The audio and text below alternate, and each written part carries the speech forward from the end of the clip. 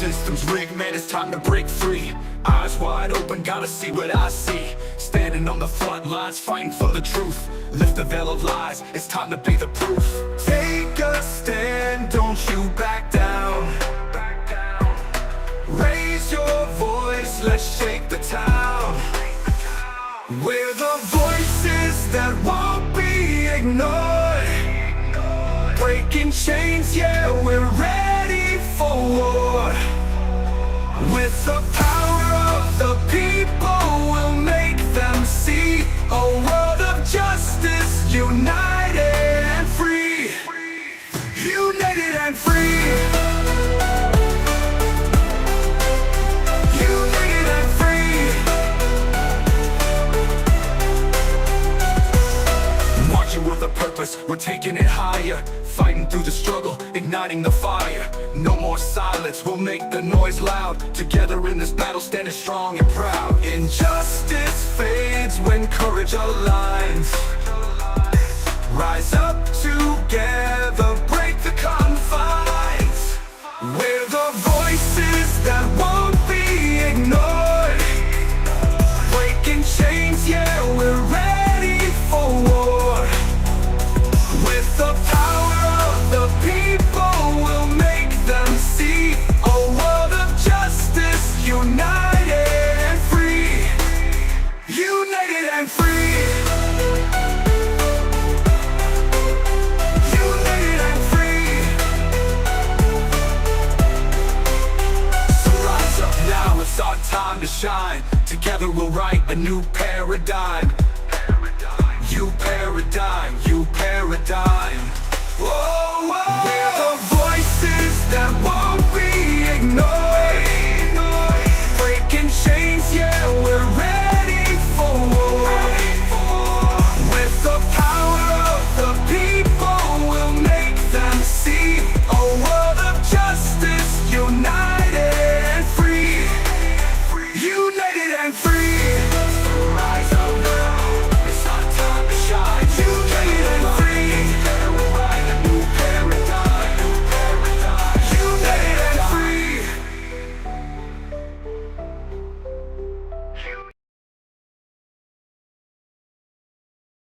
Right, it's Mr. Redden.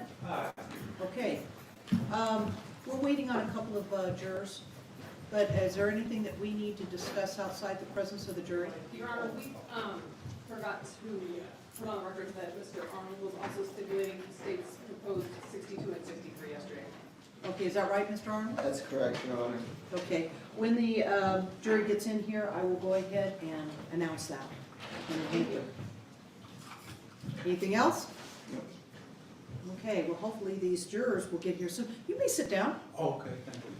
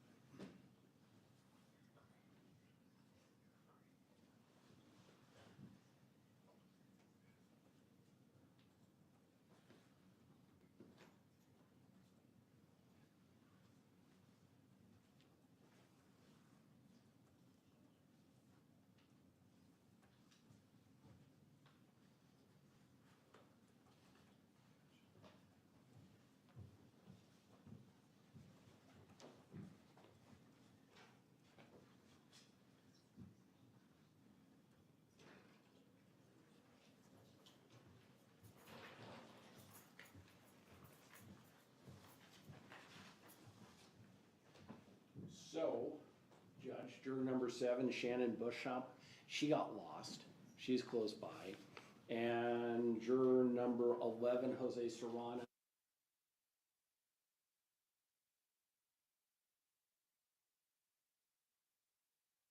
We're just waiting on the jury.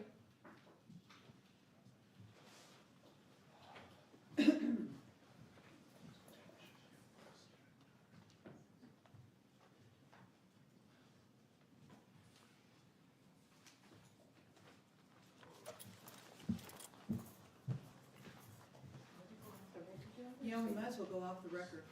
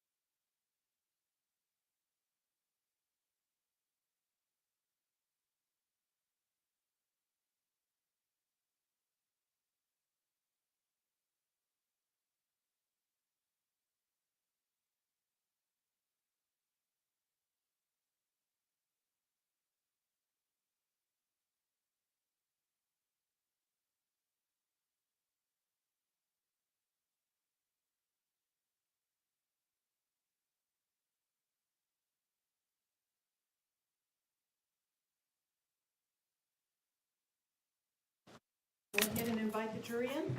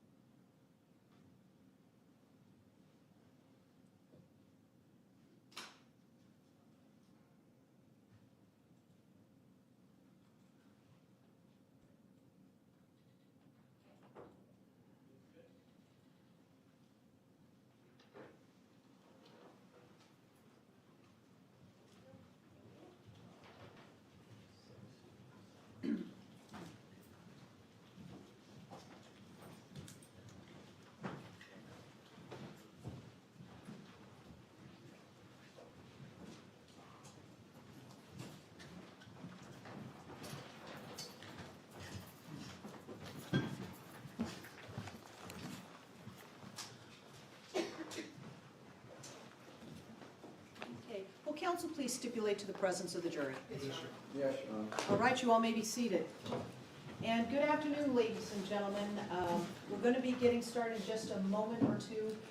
It is very important that you be here on time. We've lost about 18 minutes, so we're all like brides. We can't get started without all of you here, all right? All right, first order of business is that the parties have stipulated to the admission of exhibits, plaintiff's exhibits 62 and 63. Those exhibits are admitted. All right, next witness, or first witness, I should say. Thank you, Your Honor. The state calls Mary Kay Holthus.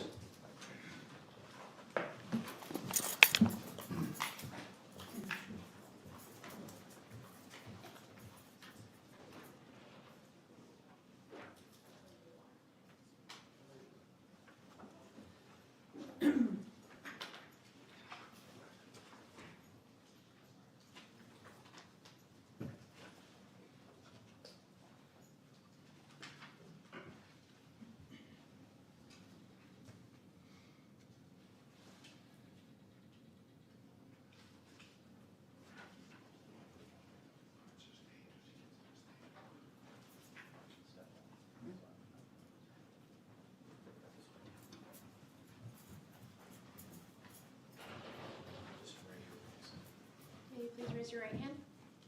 You do solemnly swear the testimony you're about to give in this action shall be the truth, the whole truth, and nothing but the truth, so help you God. I do. And can you please state and spell your name for the record? Mary Kay Holthus, MaryKayHolthus. We're on this way. Did you get that? She said that really fast. Yes, I got it. I'm a Okay. little nervous on this side. Please watch your step. Sit close to the back.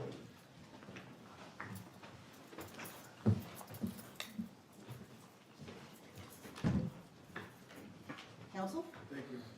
Good afternoon, Your Honor. Good afternoon. Are you currently a judicial district court judge?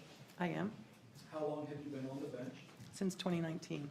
Were you elected or appointed? Elected, Since then, have you handled what we refer to as a mixed docket? I have. Can you describe what that is for the jury, please? Means I do half criminal and half civil. So on some days, I'm doing civil trials and calendars, and opposite days, I'm doing criminal.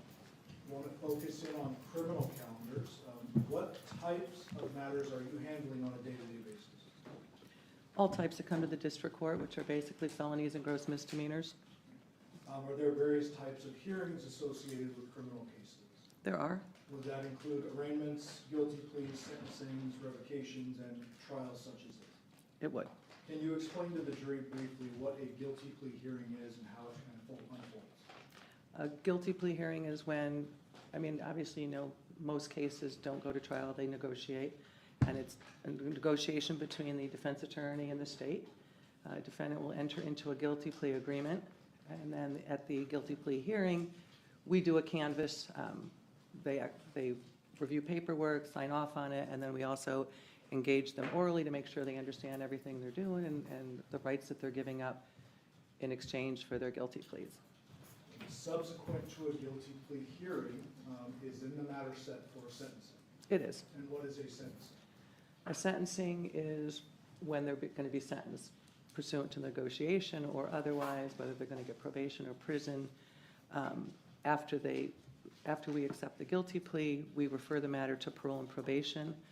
Parole and probation does what we call pre-sentence investigation report, criminal background, social background, medical background, all the history of the individual for consideration ultimately in passing sentencing.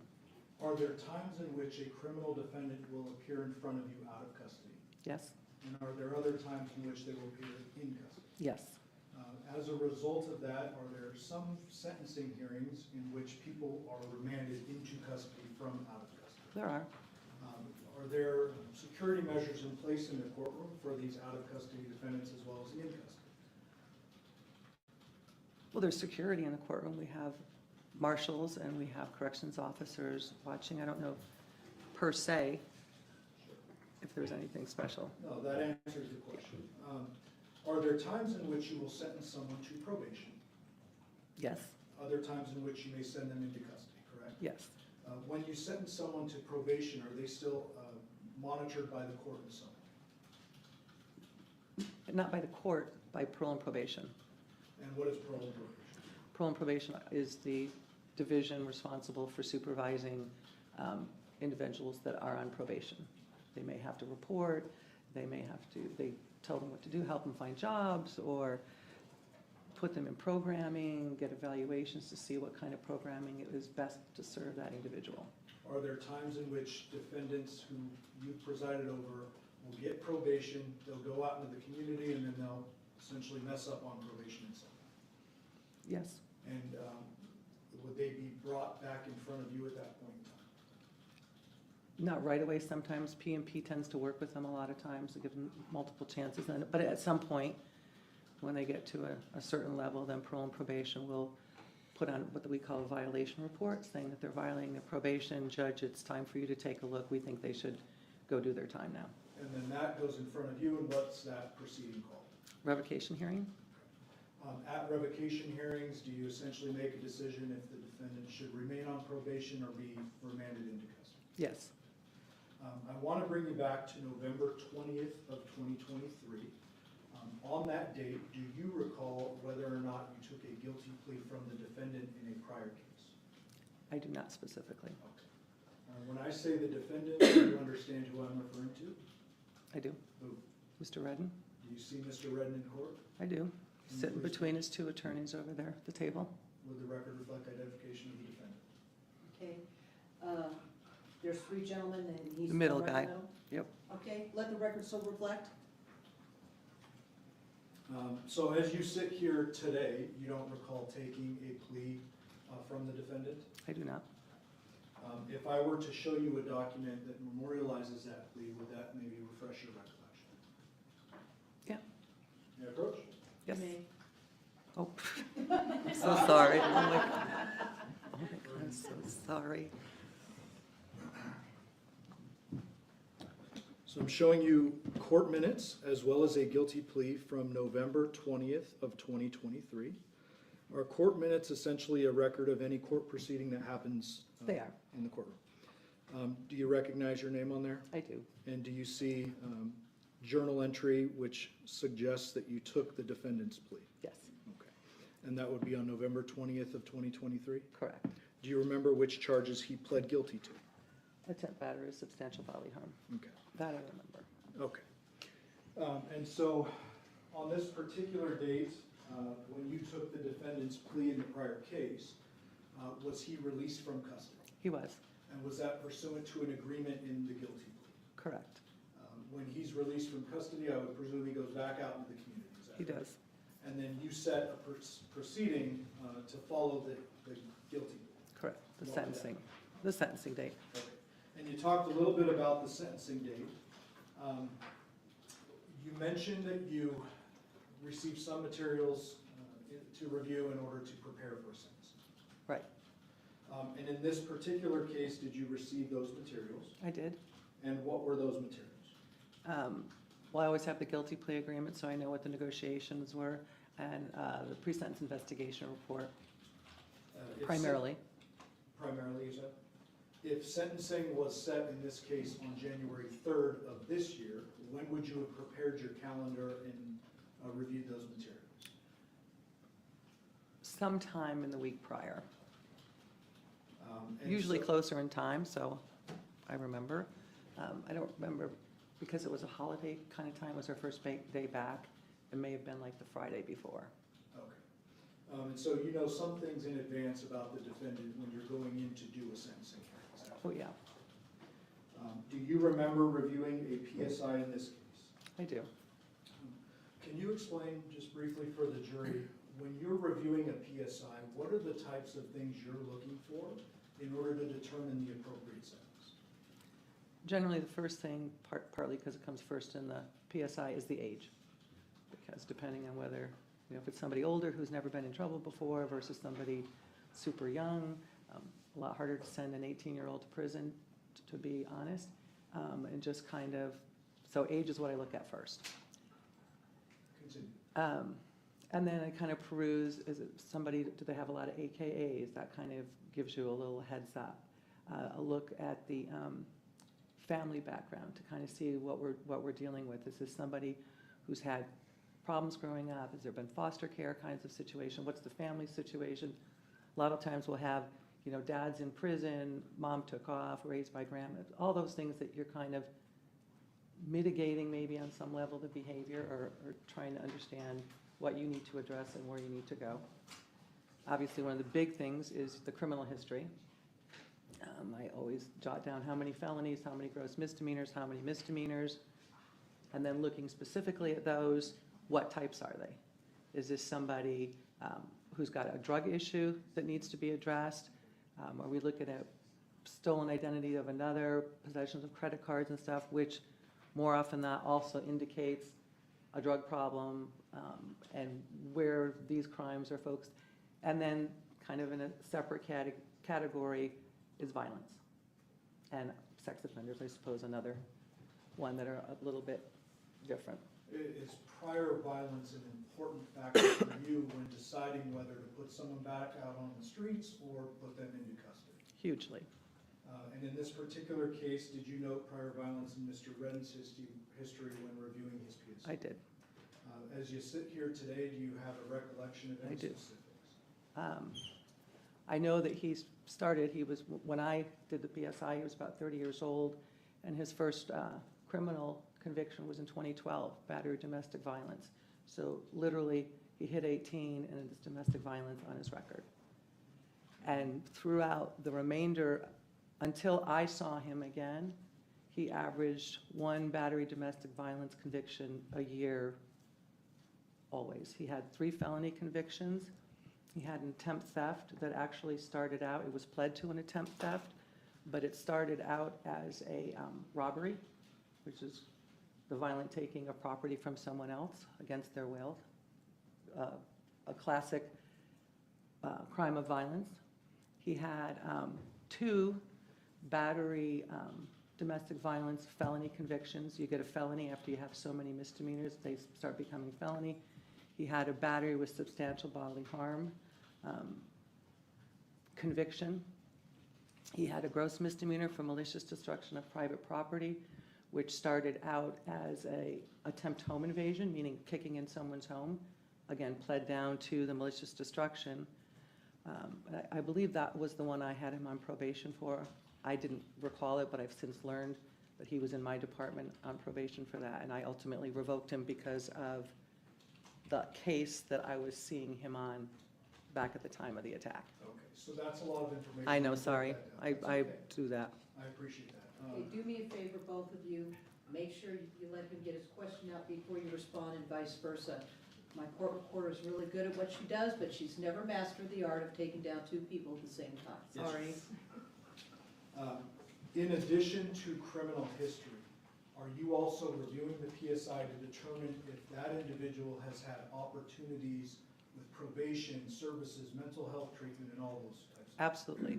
And in this case, as you perused Mr. Redden's PSI, did you see evidence to suggest that he had several opportunities with the system when it comes to services? I did. All of the crimes that we see, they're in a chart form, And then next to the chart is kind of what they got, probation, prison, violations and whatnot. And so you can tell that he had had probation a number of times, that he had violated a number of times.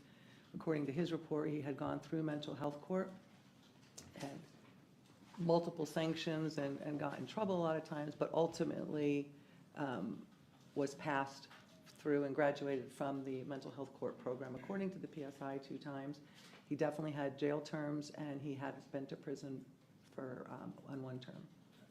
And so you had mentioned a moment ago, you have since realized that you previously revoked his probation. Correct. I want the record to be clear about that. When you're reviewing his PSI, preparing to sentence him when the incident occurs, you don't recall that information. No, no clue. Fair to say there are hundreds, if not thousands, of criminal defendants who've come in front of you over the years. Yes, And you have since learned that you had previously revoked his probation and sent him to jail. correct. And I don't know if I sent him to jail, I don't know if he was in custody and he stipulated that he had violated his probation. I mean, he may have been agreeable to it. I don't know any of the facts of that. I just know that I somehow ruled you're revoked. Understood. I want to now move forward to January 3rd of this year. So on that date, you proceed into court for your criminal calendar. Right. Do you remember how many matters you had on that day? I don't, Were there a mix of both in custody and out of custody defendants? yes. At some point in time, did Mr. Redden, was his case called? It was. If you can summarize for the jury, what happened when his case was called initially? I mean, nothing, it was just the typical. He was in on a bench warrant return as well, because after we let him out, he didn't show up. So Mr. Almasi, his attorney, had put him on for a bench warrant return, meaning come into court and ask not to quash the warrant, not to arrest him on it. And so, And so everyone understands, he was out of custody on the day of his sentencing. he was, He had a bench warrant in that case, but he walked in from the street. correct. When, He had failed to appear at the prior sentencing date. okay, that's what I'm looking for, Judge. So there was a prior sentencing date, he doesn't show up for that, a bench warrant is generated, and then he comes in out of custody at the second sentence. Right. Explain for the ladies and gentlemen of the jury how it is that the sentencing starts to proceed. Who talks first and how does that go? The state always has the right to argue first. In a lot of negotiations, they'll negotiate away the right to argue for any particular sentence. They might agree to probation, they might make no recommendation. There's a number of things. They could stipulate to a sentence per the deal. In this case, because the defendant failed to appear, any negotiation previously offered by the state is off the table, and the state, what we call, regains the right to argue. So even if they were agreeing to some other sentence previous, because he failed to appear, they have the right to argue for the sentence. So, So in this case, that occurred, and then I would Correct. presume the deputy district attorney that was in court that day would argue the sentence. he did, And he would recommend whatever sentence he deemed appropriate. he did, Ultimately, the decision would have been up to you. it was. After the district attorney argues for their sentence, what happens next? Then I turn to the defendant, Mr. Redden. He goes next. Do you have anything to say to the court before I pronounce sentence?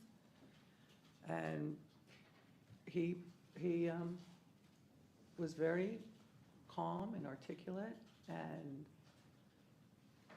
basically he's been doing great. He's at a better place than he ever was before. And, you know, I pointed out your violent history, your failure to appear, and I don't remember whether mental illness came up, but I had said that he had been through mental health court. In his PSI, he had claimed that mental illness wasn't an issue for him, so it's kind of hard to, I didn't know how to reconcile it. But anyway, he seemed, he had talked about he was gonna have a job with the Teamsters and he was gonna do all this stuff. Meanwhile, he had no employment history whatsoever, that, at least according to the PSI, there was no employment history. So know where he was going, but anyway, he was calm. Okay. And he said, Go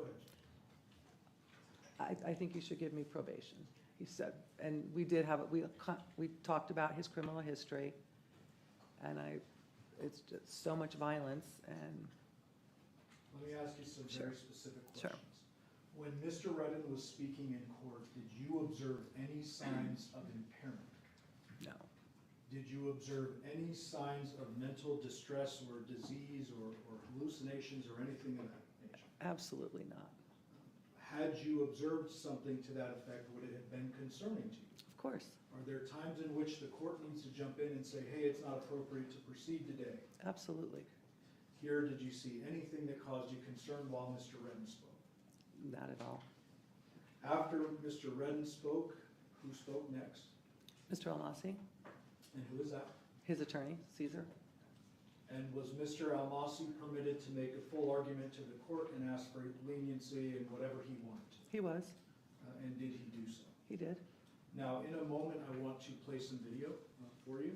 Judge, with the court's permission, we've previously stipulated to 58. May I publish? You may. No. They should, let me see. No, they should be on already, but maybe the tape is going off. Somebody has it. Look at the logo.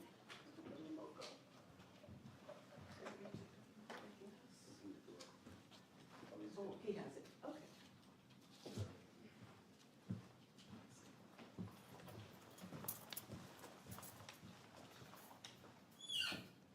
Before we get there, Judge,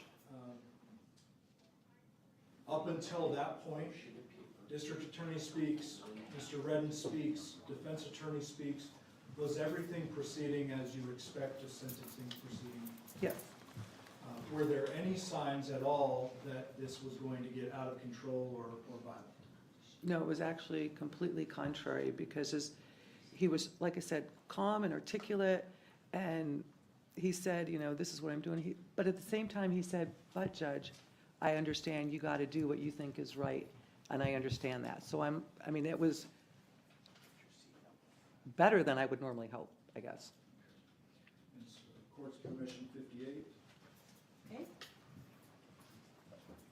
3697.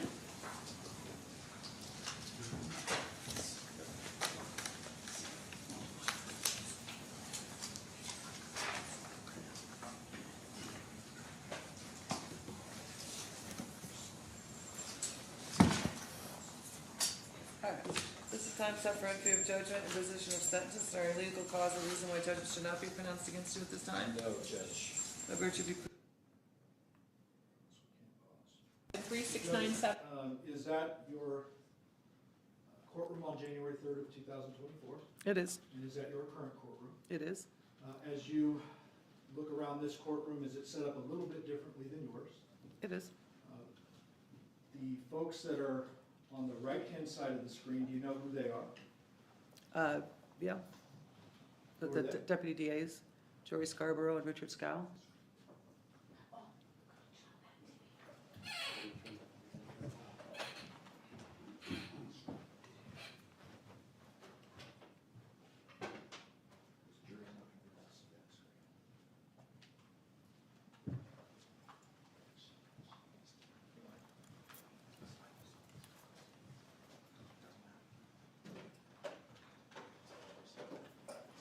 Got it?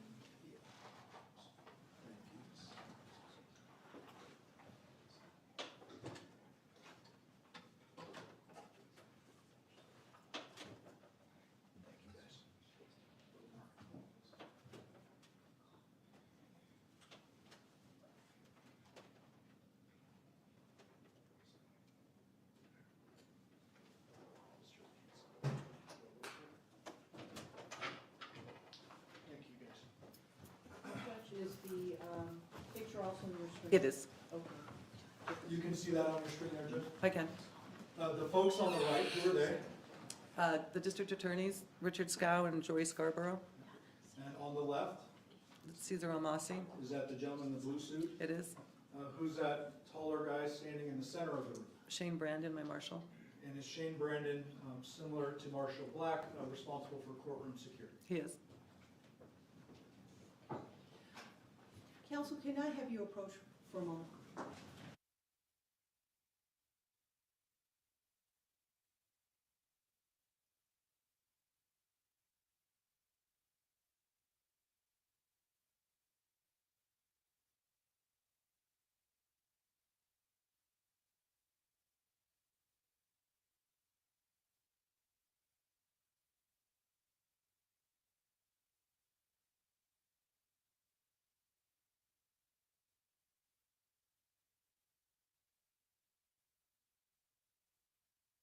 Judge, before we move on with the video, I want to follow up on a question I asked you earlier.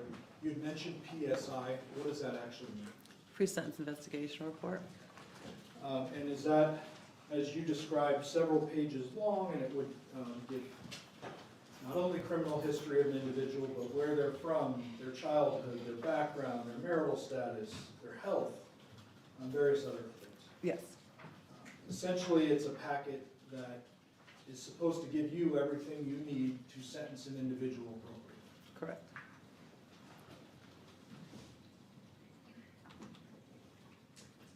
These individuals down here on the left, you can see at least one of them. Who are these folks? Those are the other inmates. And so they are in your courtroom, they're sitting where our jury is sitting today. Correct. And those are in custody defendants, is that right? Right. When a defendant shows up out of custody, do they sit back in the gallery area here? They do. And as you mentioned before, Mr. Redden was out of custody. He was. I'm going to resume the video. Alright,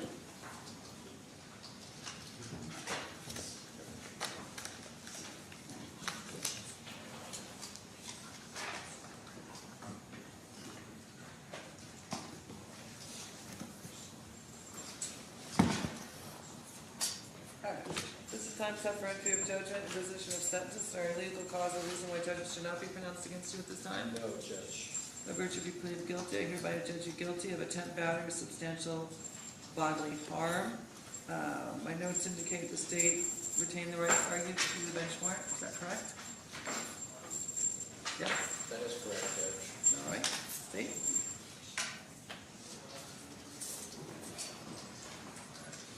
I think based on the criminal history, Judge, let's see the PSI. I know you see all this, I don't need to rehash everything. My concerns are, there are crimes of violence. Yep. In the PSI, 3 felonies, 1 probation revoked.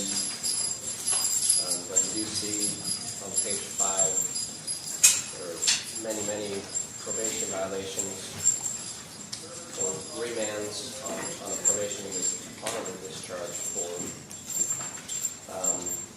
But I am concerned based on the nature of the criminal history, home invasions, batteries, battery, domestic violence, assault with a deadly weapon in this case that led to an attempt, battery, substantial. I think felony is appropriate, and I think a prison term would be appropriate. Is there any restitution or victim impact? No, Judge, not going in today, so. But I do think prison is appropriate. I asked the court to impose 19 to 48 on this case, based on the criminal history and the facts of this case. Judge, could you hear that okay? Uh-huh. When the deputy district attorney asked for 19 to 48, just describe what that means in our world. The attempt, battery, or substantial bodily harm that he was charged with could be treated either as a felony, where you could get 1 to 4 years in prison, or it could be treated as a gross misdemeanor. You get up to 364 days in the Clark County Detention Center. He was asking that it be treated as a felony, the 1 to 4, and he was asking for the maximum sentence under that felony, 19 to 48. It's 19 months to 48 months. Here in Nevada, you get a max and a minimum sentence, so you get the 48 months or the 4 years. The minimum is supposed to be a truth in sentencing to let you know how much you have to serve before you are eligible for parole. And that would be the 19 to 48. the minimum can't exceed 40% of the maximum, so truly the maximum minimum and the maximum in this case was 19 to 48 months. Mr. Redden, is there anything you want to say on your own behalf before I pronounce Yeah. sentence? So basically, I would like to tell the courts and everyone here, like, based on my criminal history, like, I feel that, like, I shouldn't be, like, sent to prison for a second time. Have Based you on, looked like, at your criminal history? Huh? Have you looked at your criminal history? I actually just, I looked at it and he I gave mean, me. you lived it, I I suppose. just looked at it, yeah. Yeah. And, you know. 3 I- felonies, a gross, 9 misdemeanors, multiple DVs. Got a lot going on, sir. Yeah, I just figured, like, Battery on a protected person, robberies, attempt home invasion. Go ahead, I didn't mean to interrupt you. I was just- I just figure like I'm in a better place in my mind, my mental health, I have a support system. I just got hired as a teamster for, you know, the union, you know, making $20 an hour. And like the reason behind every single domestic violence, I've been dealing with mental health, and I didn't know that I was dealing with mental health. And they put me in mental health court, and I still didn't know that I had a mental health problem until it was August 2022 when I realized I have a problem with this. And like having a dictionary and like understanding myself, getting to know myself a little better, and applying it to my personality, and having an epiphany at that moment in those instances, and just like trying to learn from my mistakes, you know? And I feel like I shouldn't be sent to prison. But if it's appropriate for you, then you have to do what you have to do. But I figure that, you know, if I'm in a better place in my life, I'm not doing drugs, I'm not out there committing crimes now, you know, and I feel like I should be given a shot because I'm in a better place than I was then, you know, so, but I'm a person who never stops trying to do the right thing, no matter how hard it is. And I just, you know, and I'm trying, and I never give up trying to do the right thing. I know I'm not a rebellious person. I don't want to be standing here. I don't want you to have to, you know, sit up here and waste your time as well, you know? But the criteria of me saying this is that I'm a person that never stops trying to do the right things, even if it's hard, and I did the best I could. I have mental problems, I guess. Thank you.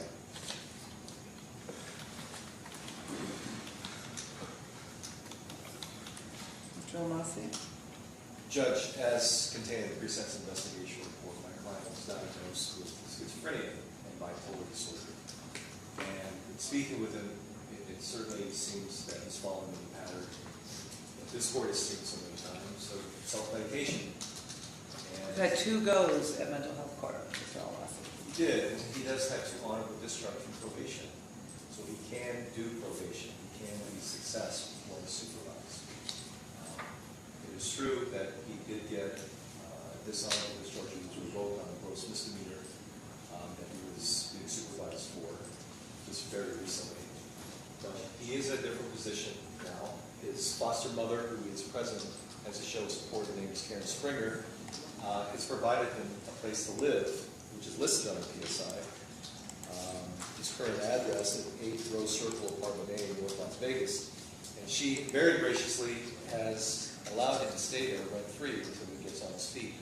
Now, he is now part of Union 631 with the Teamsters and is hoping to work his way through that program so that he can maintain work. He's also reached out to... Up until this point, Your Honor, you have suggested a couple times that you're not buying the argument for probation. Is that fair? Fair? Did you just now observe Mr. Redden move his body position a bit? Yes. Did you notice that back then? No. Shannon West for any job prospects that are available. You seeing that now? I am. Is it common for a judge and her marshal to have a bit of an unspoken language that goes on when you're sentencing people? Yes. You work closely with You're a marshal, very. and those cues that you've given in court, do they have a bit of a purpose? They do. What is that? So he can get ready for a remand. And a remand means putting cuffs on someone. Taking somebody out of custody and putting him in custody. I'm gonna resume the video. To and through them. Finally, Judge, it's not just his mental health that he's been contending with, but he also has a history of IEP in his education. And at 30 years old, he does not have a high school degree. And so we spoke about that as well, and I think it's high time that we did that. I think the court can trust that he is going to perform probation. I think he's worth this risk. The court wants to be 19 to 48 as suggested by the VA. I would have no issue with that, but to suspend it rather than just send him to prison for any length of time. I think it makes more sense given the circumstances and his ability to do probation successfully that he be given this opportunity. I appreciate that, but I think it's time that he get a taste of something else because I just can't with that history. In accordance with the laws of the state of Adams. All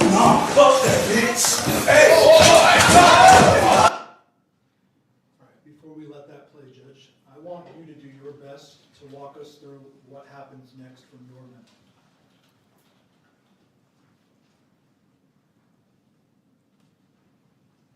I remember him coming at me and really didn't think that he would ever make contact. And then I just remember, it was like a crash sound. I just remember smashing into the wall. I went down, my glasses went up, I smashed into the wall. He was on me, and then I was being pulled down. I was being hit, and I don't know where and by what. I had closed my eyes. I was trying to protect my face and my head. He had me by the hair, and I was still getting hit in the head. In the meantime, I saw my law clerk who was sitting next to me, who had dove almost in front of me as Mr. Redden came at me. And he was on top trying to pry the defendant off me. By this point, I had pulled down, I was kind of laying down like in the back of the bench. I had gone my head from this side to this side. And I just remember saying, help, help, somebody get him off. I mean, in my head, I was completely defenseless. He was so determined and so violent and so, it was scary. I didn't think I was gonna get out of there. I'll give you a moment, and I want to play a little more video and back up a little bit.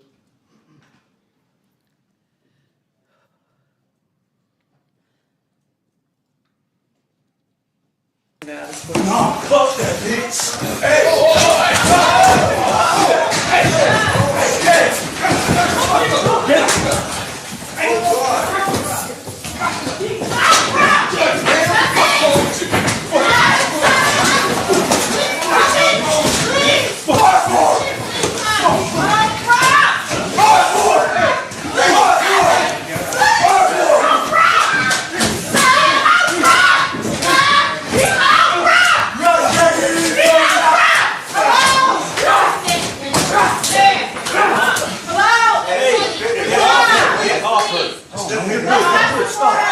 Don't do this! Please, please! Wow!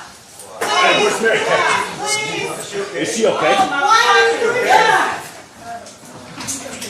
Wow! Hey, Wow! hey, can you fucking radio somebody? Fucking radio somebody! Can you do your best to describe the level of force you used when you were under the bench and we can't see in the video? The level of force he used the entire time was Superhuman, I don't know. From the time he came through the air and smashed into me, he knocked me literally almost through the wall, out of my chair. He knocked me so hard, he knocked me out of my shoes. You know, when you see a car accident and people get hit so hard by a car, their shoes come off. I mean, that's how hard he hit me. And when I was down there, it didn't get less. We saw there a couple of individuals jump in, one of them being your law clerk. Yes, While, if you remember, if you know, while your law clerk was trying to save you, was Mr. Redden stopped? he was not. Can you describe that, what was going on physically and how? Only by feel. Because Do your best. I was down in the ground and I could just feel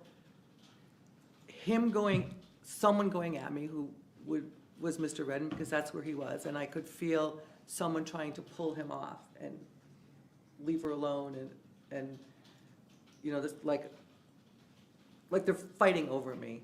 I mean, Michael's trying to pull him off and he's not letting go. Do you know, based on memory, where his hands were? I do not. Do you remember being struck or hitting your head while you were down behind the bench there? Yes, Do you remember what struck you? I do not. Do you remember what side of your head it was? Left at that point. Did Mr. Redden continue to attack you while Mr. Lasso was pulling you? He did. At some point, Mr. Lasso and the others are successful in getting him physically off you, is that right? 3 of them. 3 or 4 of them it took to get him off me.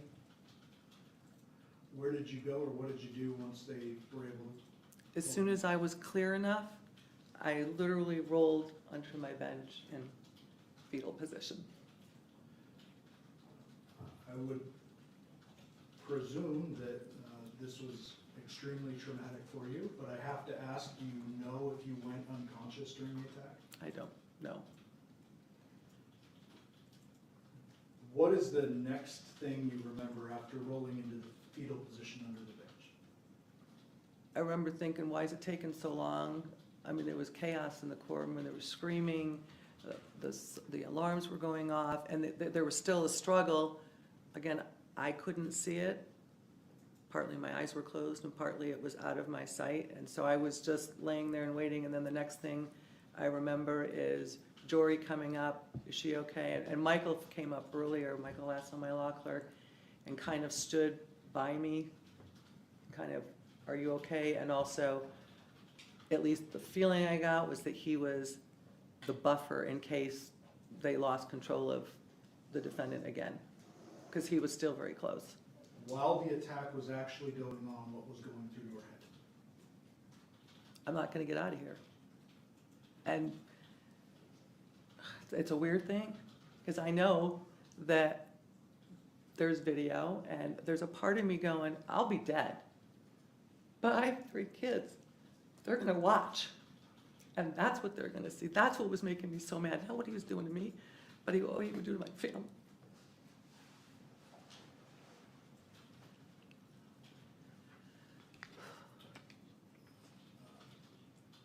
Okay. Take your time. So, alarms are going off, lots of physical chaos going on. Did you look around, or eventually were you able to get up and look around the courtroom? Yeah. What do you recall seeing then? Well, behind the bench, there was blood everywhere. Where did that come from, if you know? Shane, my marshal, Did you look at Shane? I did. What did you see? His forehead was literally sliced open, and the skin had been just flapping as he was trying to protect me, even though he was hurt, but he was getting blood all over the bench. There was clumps of my hair on the floor. The calendar papers were all covered in blood. Eventually is, what I'll call the scene, is it all secured and Mr. Redden taken away? Yes. to resume the video here for a moment. All of the marshals are up there. Can we turn that down just a little bit?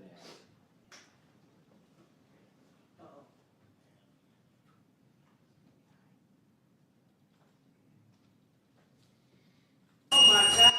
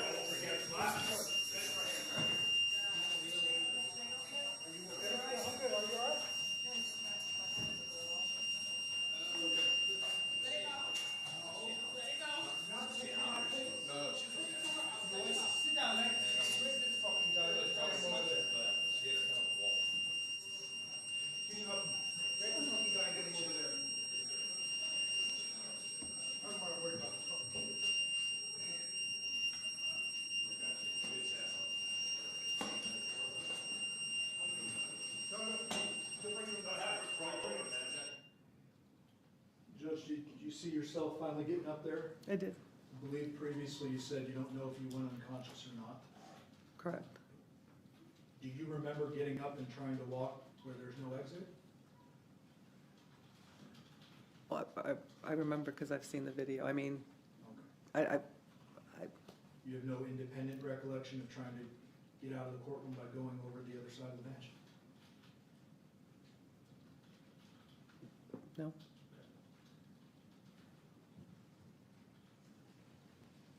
She hit her head, bro. She hit her head. She hit her head hard.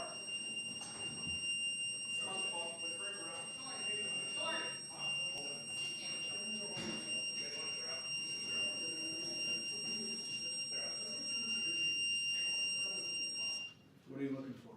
Shoe.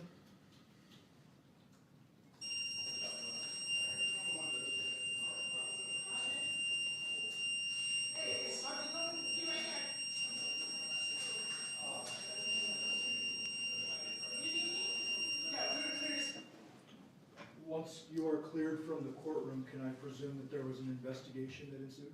Yes, Las Vegas Metropolitan Police Department detectives come down and document the scene. I don't know who documented the scene. By then, we were in the back. AMR came and medical was clearing everybody and taking Shane out and stuff. Eventually, you give a recorded statement like any witness to a crime or a victim of a crime. I did. And can you describe for the ladies and gentlemen of the jury the injuries you sustained, if any? Obviously, I hit my head. I did my my family didn't want me driving, so my daughter drove me home, and then they insisted that I go to the hospital and get a scan to make sure I woke up in the morning, because it looked pretty scary. The scan was okay, but obviously I had a headache for a few days. The spots where he pulled out my hair, you know how when you get your hair pulled out, it's sore for a while. That was sore for a few days. My arm, my back, everything was stiff, like, you know, you get jostled around. The next day, the worst part for me the next day was my neck.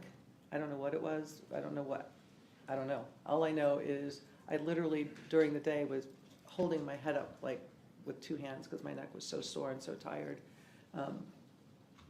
It just hurt. My tailbone, that hurt for weeks. If you ever bruise your tailbone, that just doesn't go away right away. And I was walking older than my age for a while. I didn't get back on the treadmill for 2 or 3 weeks. And when I say back on the treadmill, that means I walk on it. It's nothing. But I couldn't even walk on the treadmill for a couple of weeks. And then it was several months before I could lay on my left arm. I couldn't sleep on it. That was. What type of injury did you have on your left arm? That's what took, I think, the bulk of the initial hit. Again, I don't know what it was that hit me there, but I still have, it's been how long now, and there's a round, it's not horribly disfiguring, but it's a definite, you can still see a round, raised, bruised, fleshy, something not like the rest of it, marking where he made contact with me that day. But it took me months before I could sleep on my left side again. In the days following the attack, were you photographed, and did you also, you and your family members, take photos of your We did. injuries as they progressed? We did. Were there several times in the following days where you lost large clumps of hair? Yes. I have to ask for the record, ma'am, how old are you? 63 now. And you would have been 62 at the time of the incident? I was.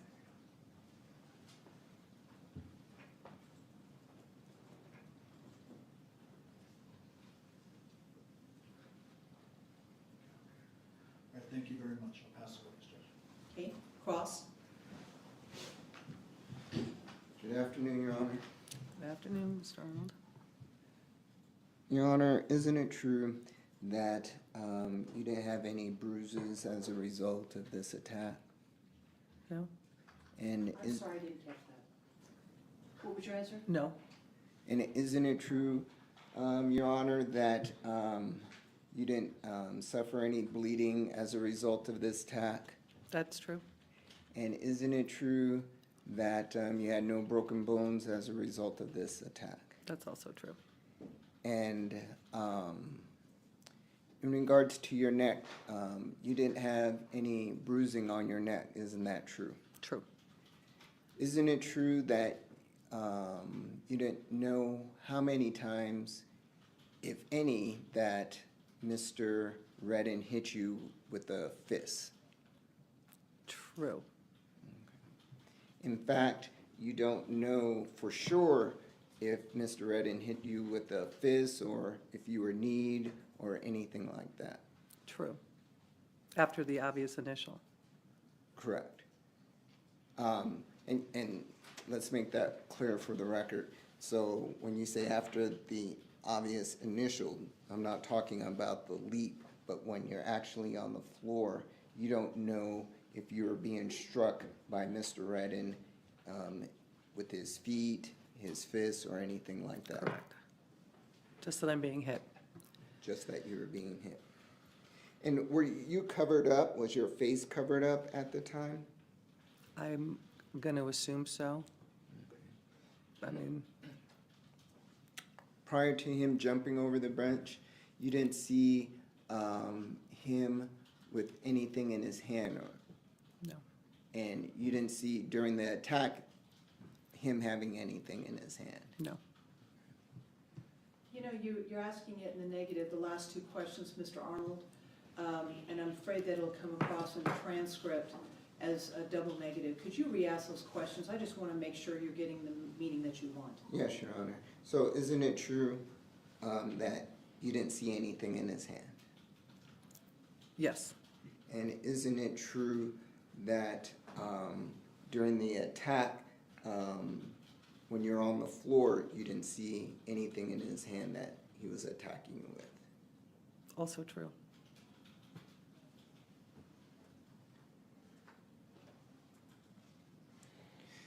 I'm going to shift gears here and talk about the PSI.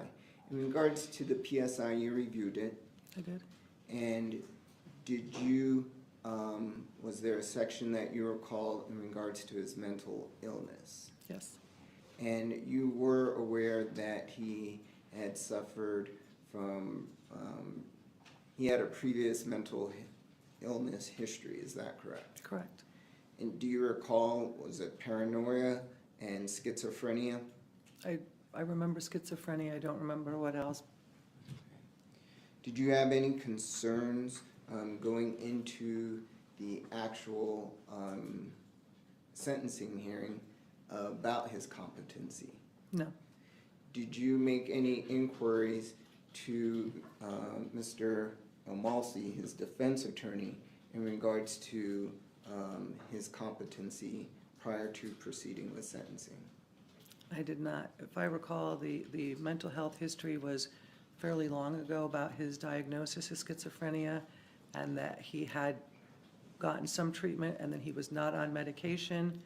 He had graduated from mental health court, and according to him, he didn't feel like his mental health was causing him any issues. That was kind of the summary of the mental health issues as I understood them from his PSI. Right. And then coupling that, normally it would be, the defense attorney would be the one to bring it to my attention that there's a competency issue if it wasn't obvious. Right. And then that coupled with his appearance in court didn't give me any cause for pause. Did you note, or was it brought to your attention through your review of the PSI, that on your case, prior to it proceeding to district court, that he was found to be incompetent? Don't recall he was found to be incompetent. I recall he was referred to competency court, but I don't recall the findings. Okay. And do you know, after he was referred to competency court, how long did the case languish prior to you receiving a guilty plea in the case? I don't know.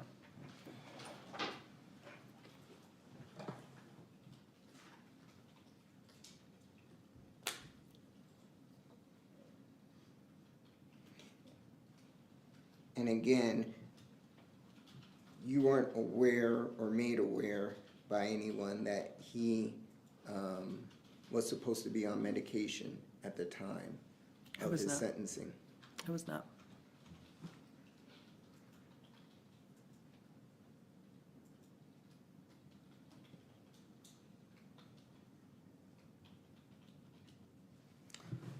Just check my notes real quick.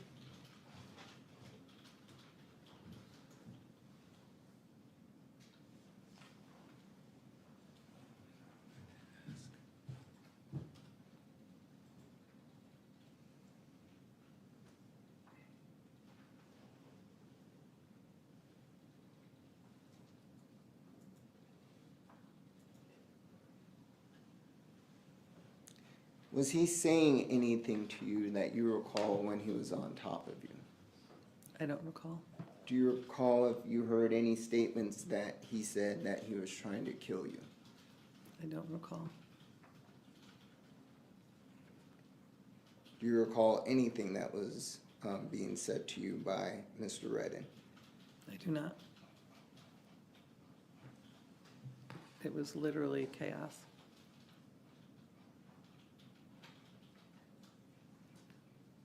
And again, all the blows that you said that you felt to your head, you don't know who gave those blows, number one. Is that correct? I mean, You're assuming that it was Mr. Michael Redden. Jury and Richard literally were pulling him off me, saving my life. Okay. But for them, I'm not here. But no, I guess theoretically, my law clerk could have punched me in the head. Well, you said that you experienced blows to your head, is I that did. correct? And so, again, there's a huge scuffle and they're trying to get him off of you. True. And so you don't know what part of anyone's body that actually landed on your head that could have caused injury. Eventually, but initially, he was the only one near there Right. that could have, yes. And do you recall also that when you gave your voluntary statement, that you stated that you were only struck in the head once? I don't recall. If I said that, I do. Okay. And And I don't think I've ever said, there was the initial and then there was a second.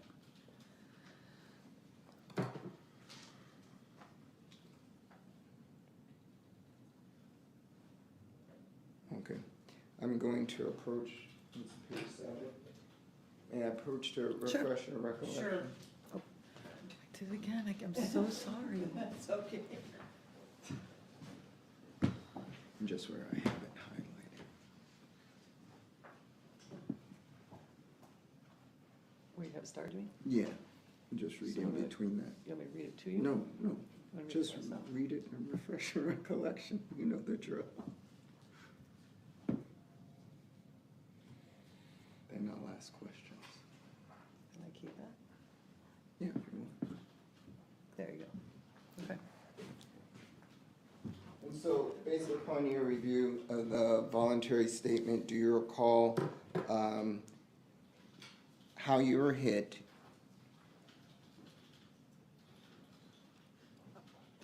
Same thing. I don't know if it was head, elbow, head, hand.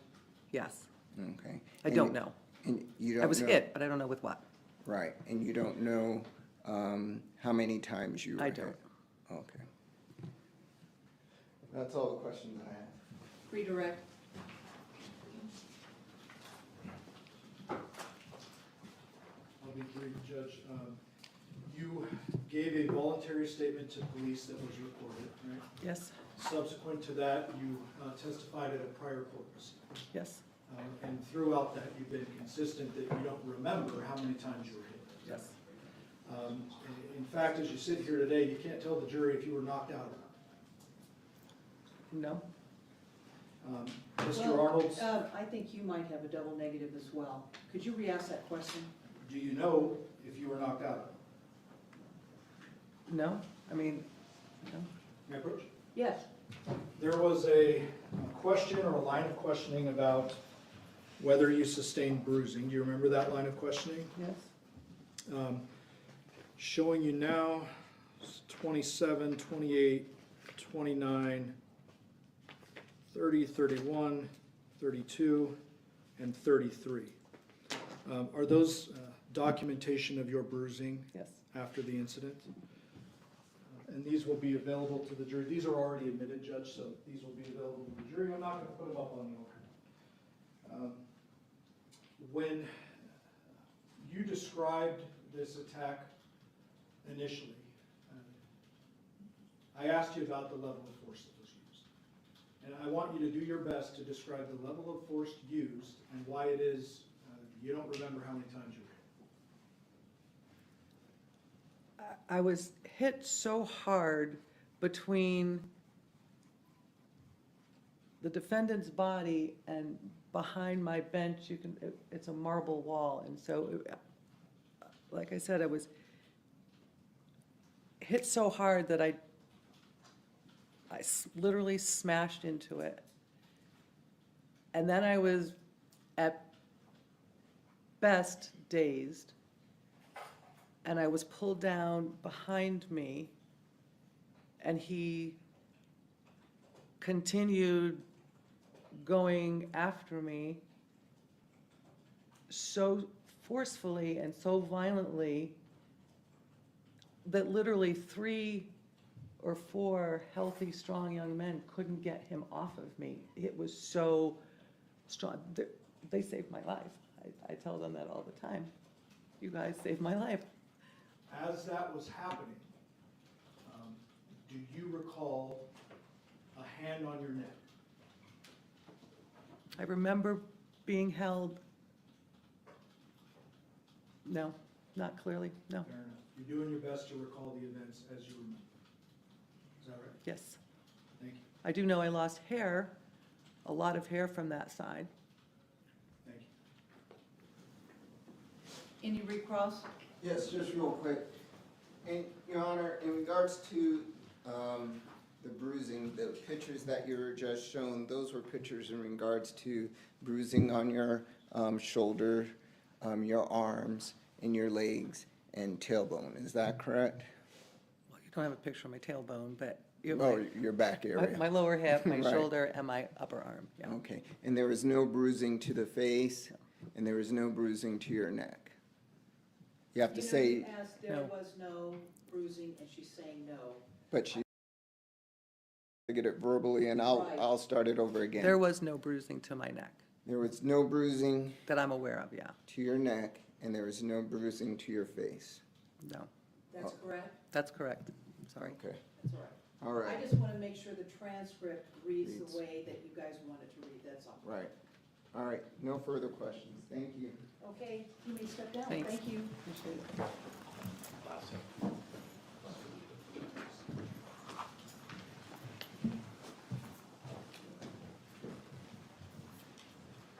Okay, next witness? Your Honor, the state calls Michael Lasso. May I approach your clerk to grab? Sure.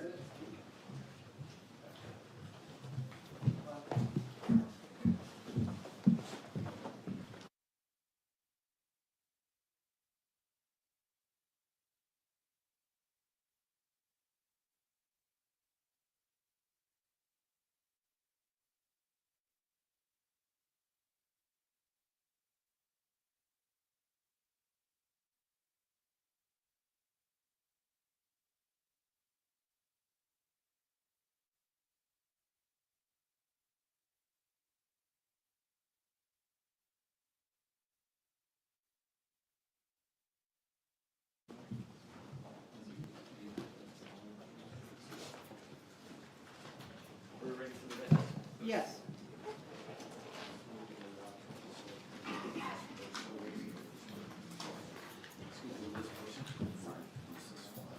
Okay. Please raise your right hand. You do solemnly swear the testimony you're about to give in this action shall be the truth, the whole truth, and nothing but the truth, so help you God. I do. And can you please state and spell your name for the record? Yeah, Michael Lasso, Michael Lasso.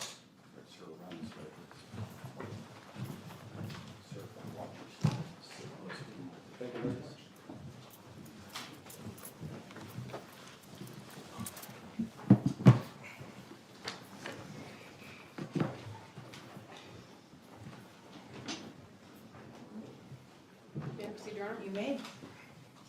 Good afternoon, sir. Good afternoon. How are you currently employed? I'm sorry? How are you currently employed? Right now I'm a law clerk, so I'm law clerk for the Honorable Judge Mary Kay Holthus. And did you just see Ms. Holthus leave the courtroom? I did. How long have you been her law clerk? I've been her law clerk basically a year now, maybe a year and 1 month. So August 2023 is when I first took the job, and right now I'm scheduled to be there till August 2025. You've known her much longer than Yes, a little over a yeah. year, correct? I've known her a long time. She's really a family friend. I kind of know her children very well. Almost grew up together, so yeah, I've known her a long time. That's how I got lucky enough to kind of be able to work with her. And you know, since working with her, I see her in a whole new light now. A lot of respect for her. How long have you known her? Man, probably since I was 8 years old. So maybe 11 years, just about. 8 How, years old? Yeah. 11? I'm just doing, are you 19 years old? Oh no, wait a minute. Oh my God. I'm like, wait. I'm actually not good at math. That's why I'm a law clerk. So man, has it really been that long? Because I'm 27 now. So, that 21 years? Wow. Or no. 19. Oh no. It's a long time. Okay, so you've known her for 19 years. Yeah. And that's how you became her law clerk? Yeah, pretty much. That's how I became her law clerk. I guess I got a good recommendation, so I was able to get the job. What does a law clerk do? Law clerk basically kind of just does whatever the judge needs. I mean, I do a lot of briefing for her. I'm almost the middleman in between the judge and anyone else, like attorneys.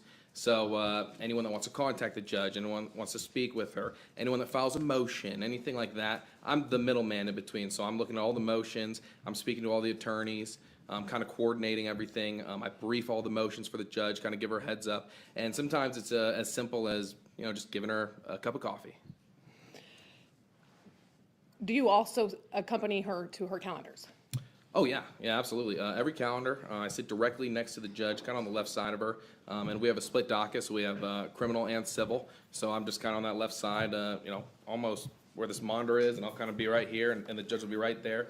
She has her own monitors, and I have kind of my own computer. And I'm directly next to the judge for every calendar. And when the calendar is occurring, what are you doing while you're seated next to her?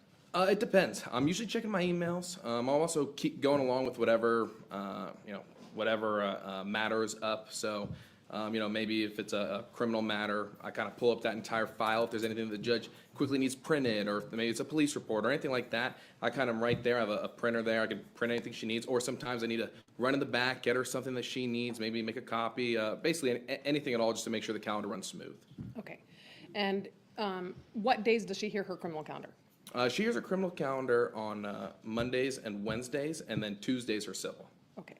Is it fair to say that the courtroom that she presides in is set up very differently from the courtroom we're currently in? Oh, absolutely. Much different. This is a much bigger courtroom, but the defense and plaintiff desks are much further away. I would say these are a lot closer than the ones that are in her courtroom. Okay. I'm going to show you some photographs of your courtroom. Sure.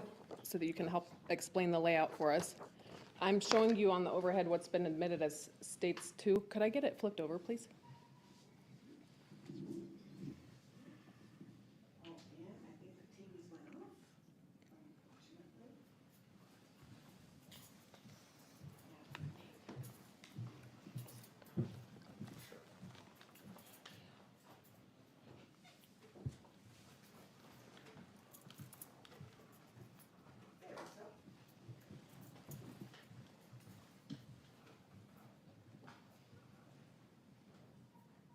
Actually, you might take away, I think the light is hitting. Your Honor, I can't see yet, sorry.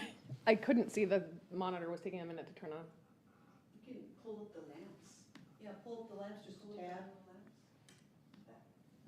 I might turn them off. There we go. There it goes. Okay, Mr. Lasso, this is State's Exhibit 2, for the record. These tables right here that we see, who typically stands right there? So usually the defense. During a calendar. Yeah, usually the defense stays there, and then on the other side, that opposite desk is where the DA or the state, whoever's representing the state that day, maybe it's an AG, will be sitting over there. And then, We do have a mouse there. Oh, perfect. Yeah. Okay, where did the defense sit? So defense would be right here, typically like right here. Maybe the attorney would be next to him, and then on the other side here, kind of where that mouse is, that other desk is where the state would be. okay. And then, is there also an area where the court staff, such as the court clerk and a court reporter sit? Yeah, it would be, I don't know what's going on here. That would be like right here. So this is where our court clerks are. This is where our court recorder would be, kind of like right here. That's our monitor. That's where the judge is. And then on that right side, that monitor is my monitor right there. And then to the right of that is actually where that little monitor is the witness stand. So usually during criminal calendar, we have a correctional officer that would sit there. And was there a correctional officer sitting there on January 3rd of 2024? Yes, there was. What is the difference between a court clerk and a law clerk? There's a big difference. The law clerk is usually has a legal degree, so we're briefing actually the law that's involved in the motion. So we're looking up the case law, making sure it's still good, reliable. Kind of briefing those, telling judge, giving her recommendations as to what she should do, what she shouldn't do. Whereas the court clerk is also a middleman in between the judge, but at the same time they just kind of handle just different areas. They're not really involved in any legal advising or aspect of it. I would say more just kind of coordination, handling minutes, like court minutes, things like that. So just kind of a little different. Okay. And then the court recorder, you said you guys have a recorder in that department, Yeah, correct? and that one right there. So this one, that monitor, you can kind of see it's light. That would be for the court clerk, and then to the left side would be the court recorder. Okay.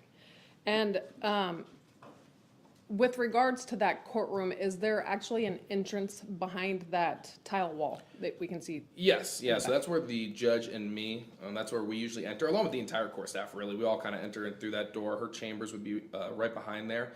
So we kind of come in through this right side way, then I take my seat right there, judge will sit right there, and then the rest of the court staff will take their place.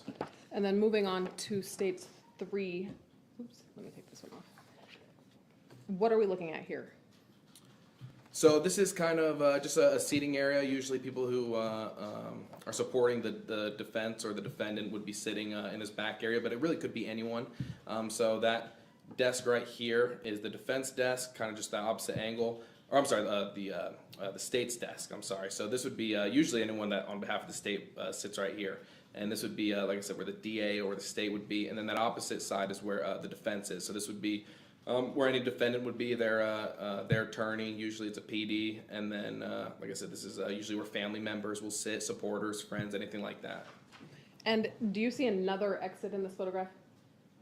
Oh, yes, absolutely. Yeah, it would be right here in this photograph. This is an exit also to that chamber hallway where there's a lot of different chambers and offices, things like that. So staff and sometimes attorneys might use that? Oh, absolutely. Yeah, there's a copier machine. So sometimes when I have to run and go make copies, I'll kind of run through that backside. And occasionally I'll come through that door, but usually not. But right behind there's like a big copy machine and jury rooms for deliberation. But generally speaking, the public would not use that? No, no. And then showing you, I think you've got another double negative there. Does the public use those doors?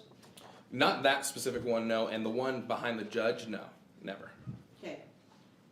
showing you states 4 on the overhead. Mm-hmm. Is this, does this appear to be a photograph taken from the area where the juror box was in the previous photograph? Absolutely, yeah, this is that angle, kind of where that door would be. And, you know, so this is where, like, the jury would sit.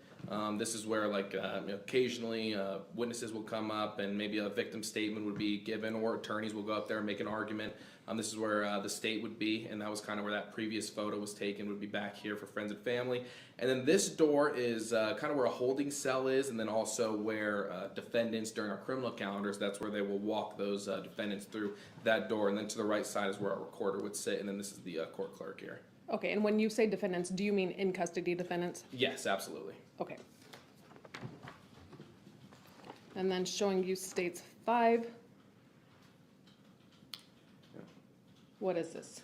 So this is kind of the angle from the recorder and our court clerk. So this was kind of that long desk here, and this is facing the jury box. So kind of where that last picture was taken would be right here, and then this is that door that leads to the copier. So then, you know, you can kind of go through there, but typically there wouldn't be public that'd be going through there. Occasionally attorneys do, but yeah, this is just kind of that opposite angle. And then to the right side here would be like the defense table where usually PDs sit, or defendants that are out of custody. Showing you state 6.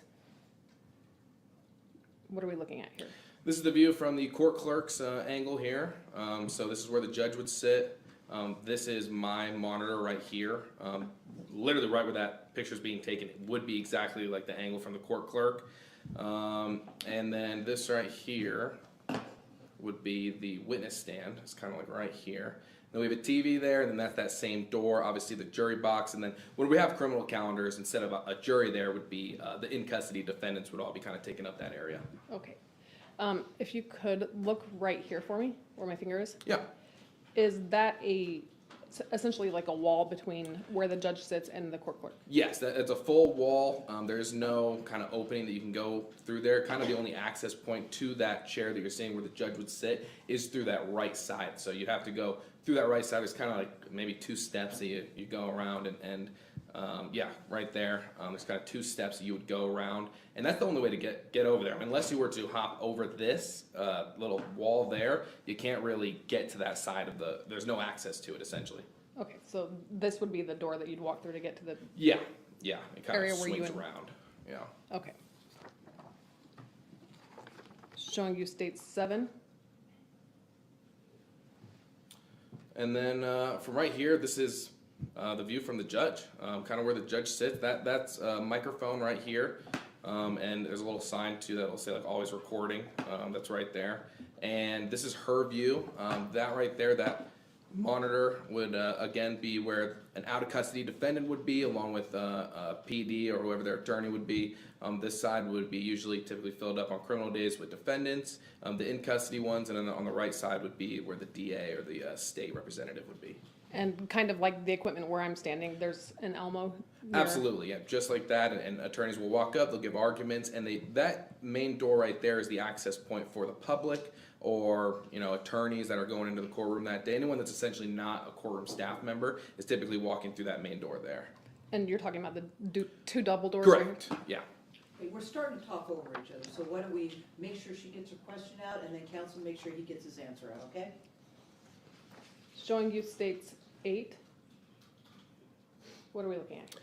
This is kind of my view, even though that's not necessarily my chair, that's the judge's chair. I'm just kind of just turned to the side, but this is my angle.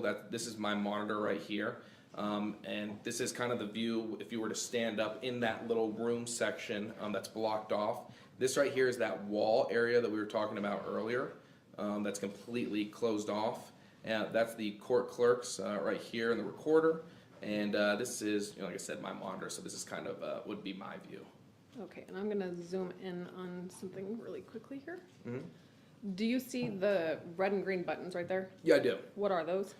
I'm not exactly sure what they are. I think they're panic buttons or silent alarm. I'm not exactly sure. Or they may be, I know there are certain buttons that lock the courtroom doors. It could be those, but I'm not exactly sure on what those are. I've never really had to use them.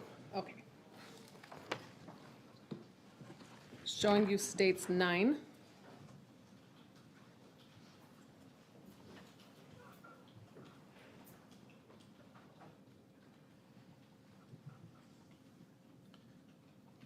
What is this?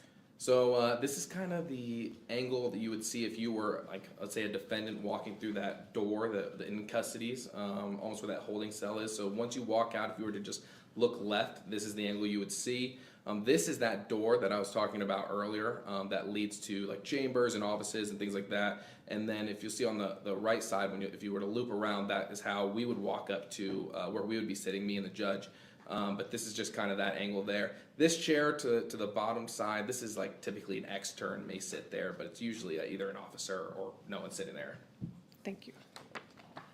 Showing you states 10. What are we looking at in this photograph? Yeah, this would be the witness stand. This is just there's a monitor similar to how it is here, where anything that's being shown on the Elmo could be seen by the witness. That would be the judge's chair right here.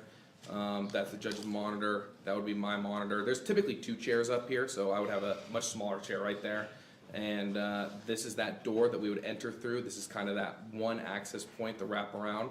And this is kind of like just a granite wall that we have that sits behind the judge. Okay, and I'm sorry, I may have missed it. You may have already answered this Yeah. question. Right here, is there any way to access the area where the judge sits other than to climb over that wall? No. These doors, those aren't doors. It's like a wall almost. And just like in here, the witness stand is lower than where the judge sits? Yes. Yeah. Absolutely. In the back hallway that you've referred to, that staff and in particular you and judge would use to get to the courtroom, are there exits to the ground floor? Like, are there stairs back there? Like in that backside to go down? Like in the rear hallway? Yes, yeah, there are. If you were to walk out of that door I was talking about near the copier, if you were to just turn around, there is a big door right there where there's a stairwell, and you could go down. I'll often use that stairwell to go down to like a little supply office to get some extra Sharpies or whatever I need or whatever the judge needs. What about elevators? Are there elevators in the rear? Yes, there's elevators. Instead of making a right, if you were to just make a left, there's elevators right there as soon as you were to walk out. And then there's also, if further down the hall, another pair of elevators as well. Thank you. Showing you states 11. What are we looking at in this photograph? So this is the angle from the witness stand. That's that monitor that I was saying that's similar to this one here. That's the microphone. That's those doors for the public to go through. And this is just kind of that angle if you were to be sitting at the witness stand. And you indicated that on January 3rd, there was a correctional officer sitting right there? Yes. Showing use states 12. Does this appear to be a photograph of Judge Holthus's bench? Yes, absolutely. That's just right, she'd be sitting right on top of there, and then I'd be on that right side. And there's a bit of a glare in this photograph, but is there a nameplate there too? Yes, and it says Honorable Judge Mary Kay Holthus. Showing you states 13. Is this a close-up of that That is it, right there. nameplate? Mm-hmm. And it says Judge Mary Kay Holthus. Yes. Showing you states 14. Does this appear to be the desk or counter area in the judge's bench area and where you sit? Absolutely, yeah. So I'd be on that right side where this monitor is. This is that kind of wall that cuts off between where the judge would sit and then the court clerk on that left side. Again, this is the judge's monitor, and then this is kind of that front view and that nameplate that we were just discussing. Showing you states 15. What is this? So this is once you were to walk out that door between kind of like the chambers and those offices, kind of where the whole court clerks and the entire court staff essentially walks through.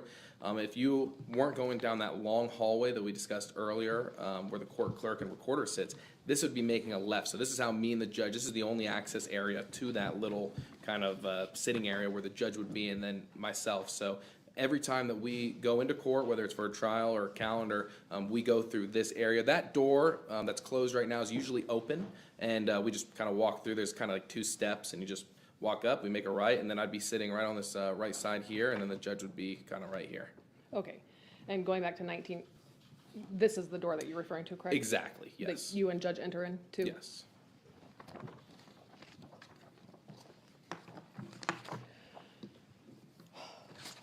Are there cameras in the courtroom? Yes, sir. Are you familiar with the JAVS system? Yes. Is that one of the recording systems in the courtroom? Yes. Do you know whether or not the system will kind of alternate between various cameras in the courtroom? Absolutely, yeah. Depending on whatever the mic picks up, it'll usually could change from the witness stand to the judge and also whoever's speaking, whether it's an attorney or a defendant or kind of whoever's on that other side where the desks are. So it's activated by noise? Absolutely. And JAVS, what does that stand for? That I don't know. I don't know what JAV stands for exactly. But I know, it's just kind of the recording system that can catch whatever's going on, and if like we need to look back or like if the court clerks are making their minutes, they'll typically go back and watch the JAVs to hear exactly what attorneys were saying or the judge, so that way they can get an accurate depiction of what had happened and occurred during court. And that's, by the way, JAVS is Jefferson Audio Visual System. Just an FYI. Thank you. I learn something new every day. Is there also a fixed camera in the courtroom? Do you know? Yeah, I believe there is. Yes. And do you know approximately where in the courtroom it's mounted? I believe it's, I don't exactly know for sure, so I don't, I'm pretty sure it's kind of right behind us looking at the entire courtroom. But I don't know for certain, but I know there is one that kind of looks down, but I think that will partly be activated by the JAVs as well. Is JAVS always running during the course of a criminal calendar? Oh, yes, absolutely.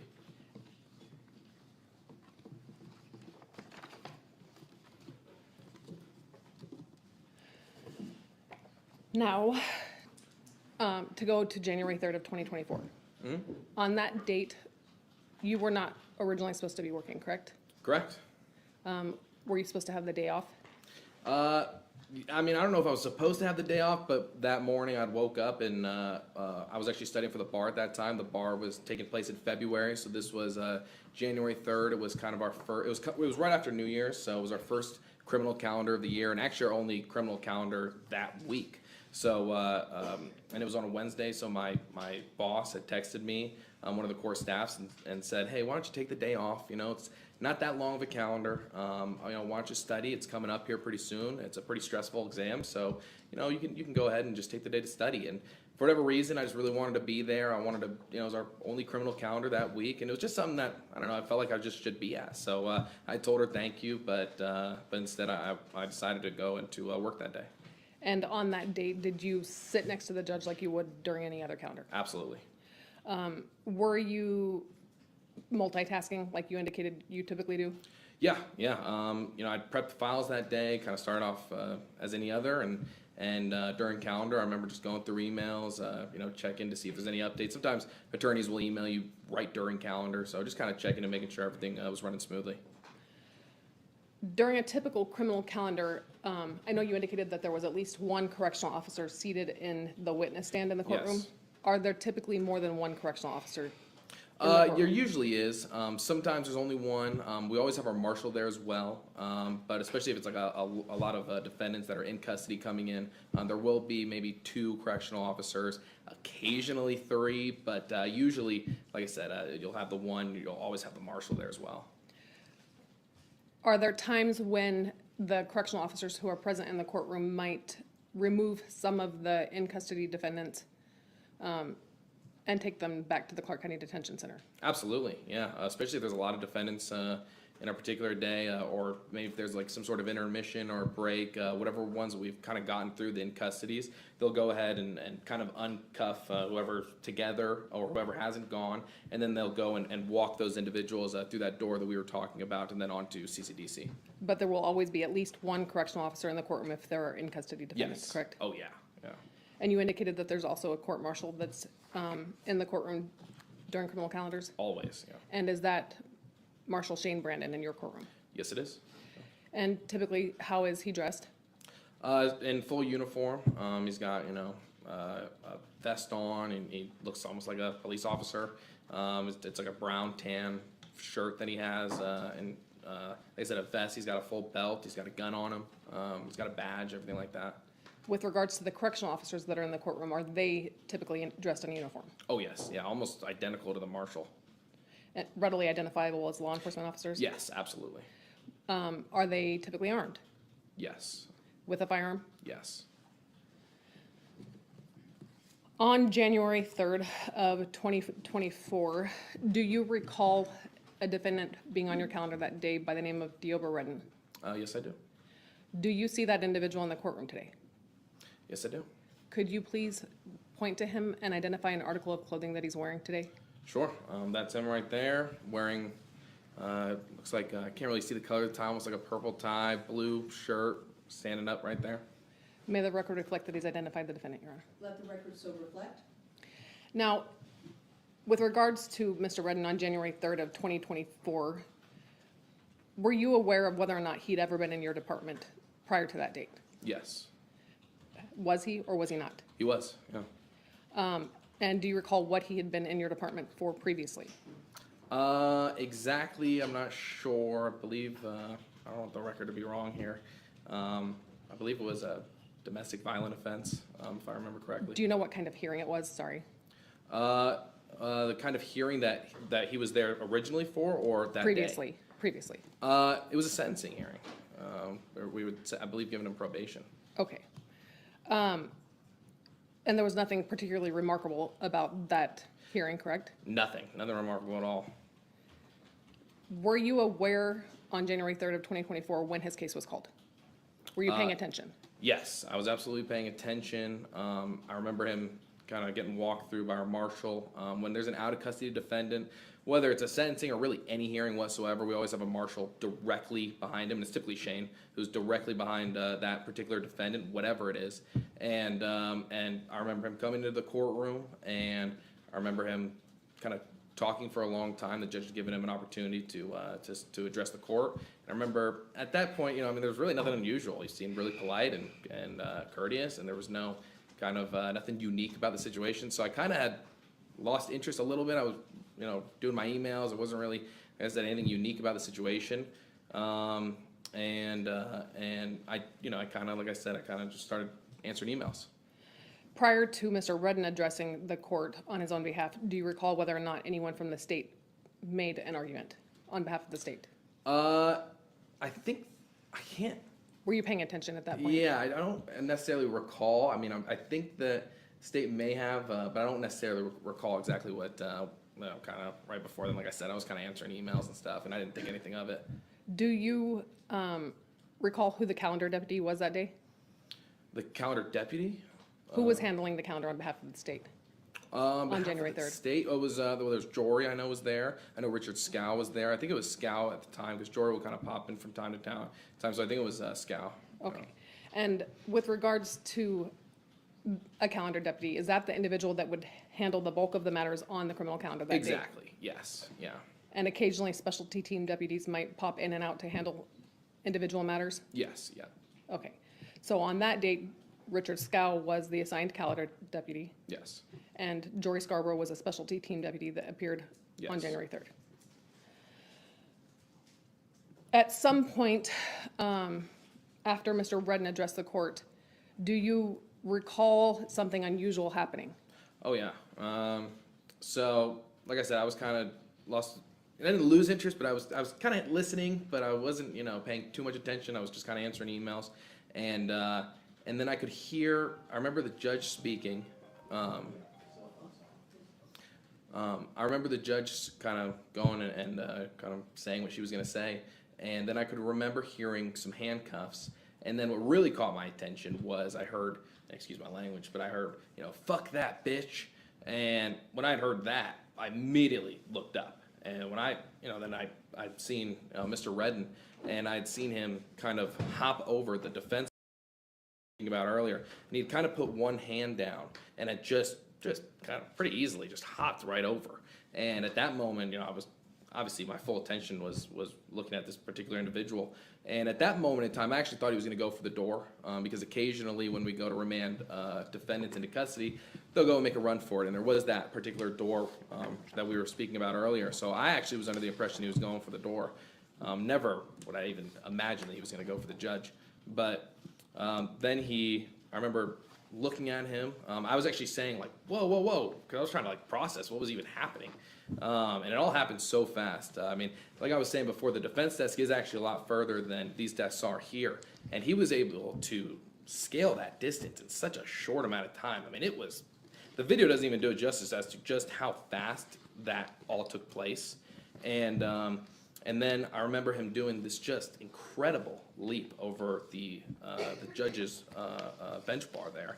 And at that moment in time, I kind of just reacted. I wasn't even thinking, to be honest. It was just all reaction and a reflex. I went right in to try my best to kind of to protect the judge.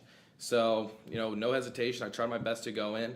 And at that point, unfortunately, he was so fast and kind of just athletic. He was able to get to her. And I remember him kind of sprawling his arms out like this and just clamping those arms down. And one kind of right on her hair here. And then the other one kind of like right in between the neck and shoulder blade, kind of like right here. So kind of just clamping down. And then I remember him just smashing the back of her skull on that tile wall that we were discussing earlier, just smashing the back of it.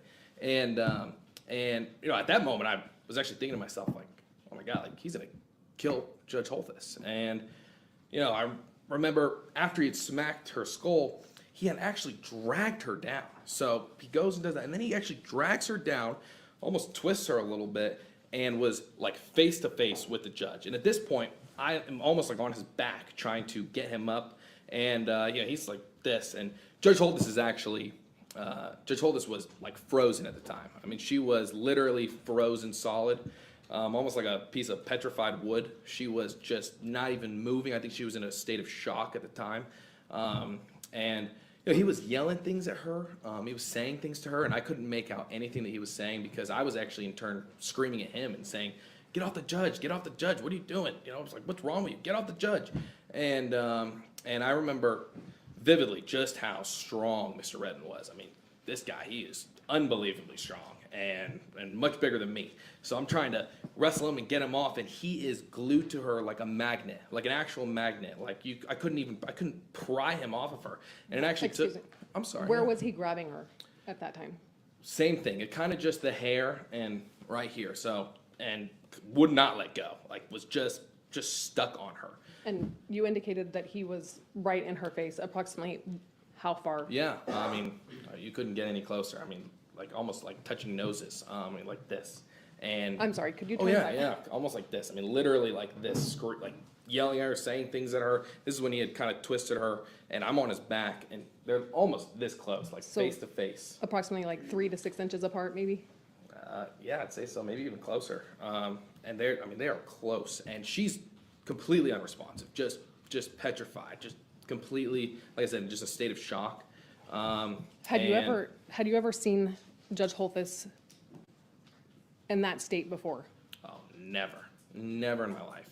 I've never seen her, let alone really anyone. I mean, she was frozen solid, and just, I mean, it was like I said, I mean, it was unbelievable to see, especially coming from her. And I've known her a long time, and I've never seen anything like that. Generally speaking, would you say that she is a timid person or a strong person? Absolutely a strong person, very strong person. You know, she strong personality, really tough. You know, not much can really rattle her, but I've never seen her like that ever. And you indicated that he was screaming things at her. You don't have any recollection of specific statements he was making? I have none. Honestly, some of it, you know, you can't even hear much because so much adrenaline kicks in. It's like everything kind of goes silent. I remember just him saying things to her, and I remember saying things to him, but I can't really make out anything that was said. What was the tone of voice that he was using? I don't even, I mean, I remember him saying things, you know, almost like, you know, I mean, it was a pretty stern voice, but I can't really make out much. I mean, even the tone too much, to be honest. He was, because I was just so, like I said, it was like everything went blank, and you're just, I'm yelling at him. I'm like, get off the judge, you know. I'm so just focused on trying to just get him up, and it was just so unusual, and I just wasn't even really paying attention to anything that he was saying. As you were trying to pull him up, what was he doing with his body?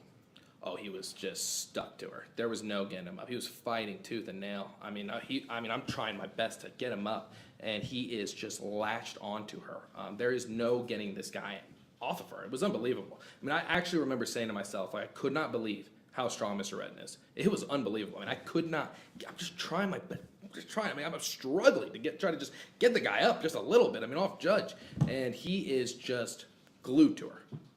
Where were your arms placed on Mr. Redden as you were trying to lift him off? Yeah. So honestly, I was almost like kind of around him. I kind of grabbed his shoulders like this, kind of like, imagine this was his head, not in like a choke hold or anything, but kind of like right underneath, and kind of grabbing with this other arm and just trying to just lift him up. Anything I could do to just try to, you know, get him off the judge. So your arms were wrapped around his chest area? Almost, yeah, kind of like right here, almost like right below the neck area. And he continued to go towards her and was refusing to let go? Oh, absolutely, yeah. Just kind of, like I said, just still with that kind of just death grip almost. And you indicated previously that you, at the time that you were seeing this occur initially, you had the thought, oh my God, he's gonna kill her? Yes, especially when I saw her hit the back of her skull on that tile. I absolutely thought he's gonna kill her. When you observed his hand, I believe you indicated that it was between the shoulder and the neck area. Mm-hmm. Was she already on the ground at that point, or was that as he was kind of flying into her forcefully? You know, right when he kind of did this, where his hands landed is almost where they stayed the entire time. So they kind of just, like I said, kind of just latched on, and there was no letting go. So he kind of did twist her a little bit, and you know, when they were on the floor, but they didn't really move much, the hands, and that, I mean, that's basically it. Can you tell me, when they were on the ground, how they were positioned? It kind of had changed. So like I said, they were face to face, but then when I was trying to get him up, he kind of had gotten up a little bit. She was still kind of frozen, but he had his hands right on her hair, and you know, still in that like neck area. He's got long arms, so he's kind of holding her like this. I'm trying to get him up, and he's, you know, just relentless, trying to just get back at her. And you know, they had kind of just changed positions a little bit, depending on kind of just wrestling with me also as well. You know, they kind of started out like this, but that only had lasted just momentarily. He was still saying things to her, but you know, she had kind of, like I said, was just kind of frozen a little bit, and there's just a little bit of like wrestling going on almost, but those hands stayed kind of where they were. Was he directly on top of her? Was he next to her? At first, he was on top of her, and then as I was kind of pulling him off, and then especially when the CO came, he'd kind of gotten up a little bit and kind of maneuvered his body, but you know, the kind of hands, you know, stayed in place. When you say that he'd kind of gotten up a bit, was he on his knees? Was he still on the ground? Yeah, well, flat? What was he doing? When he had first jumped over, it was such a incredible jump that he had like almost landed on his knees, but like he actually wasn't like fully flat on the ground. It wasn't like he had just laid on top of her. He almost had like a pretty good formation, I guess, of where he was. So like he almost had like a leg out and kind of was able to really be on top of her and kind of prevent anyone from just kind of, he wasn't like he was just dead weight and couldn't lift him up. I mean, he had like a good position on her. And that's why I think also, I mean, it was so hard to lift Mr. Redden off of her, as he was just kind of in a good spot and was not letting go, almost just determined, at like he was on a mission or something. While she was on the ground and he was kind of on top of her, or at least had his hands around her neck, shoulder area and had her by the hair, did you see him do anything else to her? No, I didn't see him really do anything else to her other than, screaming at her and kind of just having his hands like that. That was basically it. I didn't see, really any like punches or anything like that. You indicated that he was extremely strong. Yes. Like incredible strength. Oh yeah, absolutely. What about his physical build? Oh, he's a big guy, a lot bigger than me, and athletic, very strong, tall, and I've been in that courtroom many times. I don't know anyone that can make that kind of a jump. It was honestly impressive. Do you have any idea approximately how tall he is? I believe he's like 6'2", maybe 6'1". You indicated that at some point you became aware that the correctional officer had jumped in to assist you. Yes, yeah, so it was about 7 seconds of me wrestling with him before the correctional officer could make his way past that barrier we were talking about, because he was sitting in the witness stand similar to how I am now, and then he had taken about 7 seconds before he could actually cross that barrier, because once you are able to get through that, it's essentially just you and whoever's back there. So at that point it was me and the judge, and you're blocked off from everyone else in that courtroom. So it took about 7 seconds of me kind of wrestling with Mr. Redden to try to get him up before the correctional officer came in. And actually, until the correctional officer had come, I was unable to actually get him off of her. And thankfully, when the correctional officer came, it took both of us were able to finally unlatch him from Judge Holthus. And when you unlatched him initially, did he stay unlatched? When we had gotten him up, yeah, I mean, I would say when he was actually up, yes. I remember him, because I kind of had him, my arms were almost on his chest area, right below his neck, kind of like right here. And I remember him holding on to my arms. And I remember thinking to myself, I hope he's not going to turn around and attack me. So I remember just trying to get him up. I remember him holding on, fighting, just really trying to get back at the judge. And I remember the correctional officer being right there. And I was actually under the impression, once the correctional officer was there, that there were more officers behind him. I remember seeing a blue suit. I wasn't sure at the time who that individual was, but I just thought, there were actually more people that were right there that were coming to our aid. So when we'd finally gotten him up, I actually had kind of let go. I kind of stopped engaging in the situation, because it's not really my place to put my life on the line and try to protect the judge, and at the same time also didn't want to get in the way, because I'd seen the officers. I'm not really trained, and I didn't want to kind of be somewhere I wasn't supposed to be, so I actually completely almost let up entirely, and at that time. Okay, and when you let up initially, what did you do? Where did you turn your attention? Where did Mr. Redden turn his attention? Where did you turn your attention at that point? I was watching the situation. I was watching where Judge was also. She was kind of my first priority, but I had kind of just completely let up and just watched the correctional officer there kind of, and was hoping he would be able to contain the individual. The correctional officer that assisted you, was he armed with a firearm that day? Yes, he was. You saw the firearm on his side? Oh, yeah. And did you observe that firearm on his side during this interaction? Yes. At some point, do things go south again? Yes, they do. So I'd kind of let up, like I said earlier, and the correctional officer, who is much smaller than Mr. Redden, the correctional officer, and I remember too, I had a blue suit at the time that was right here, so I was under the impression that was another officer, and I'd let up, and then I remember Mr. Redden just going at the correctional officer and just winding back his arm and just landing blows, like really big blows, just boom, boom. And then I realized it was actually Jory in the blue suit right there, and it wasn't another officer. It was one of the DAs who had ran around. So when I had seen that, I'm like, oh my God, this is far from over. So that's when I had no choice, but had to jump back in and try my best to help subdue Mr. Redden. You indicated, you made kind of a fist when you were punching. Was he striking the correctional officer with a closed fist? Oh yeah, absolutely.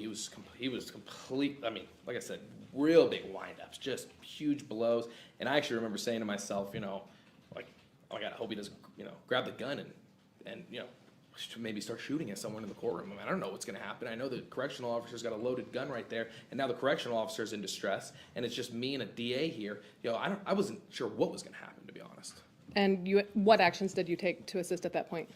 At that time, I began punching Mr. Redden, try my best to help, and I remember eventually Shane had gotten up, which was our marshal at the time. He had gotten up and ran around, and at that point in time, another DA, Mr. Scow, he had actually gone around, and there was about 5 of us trying to contain him.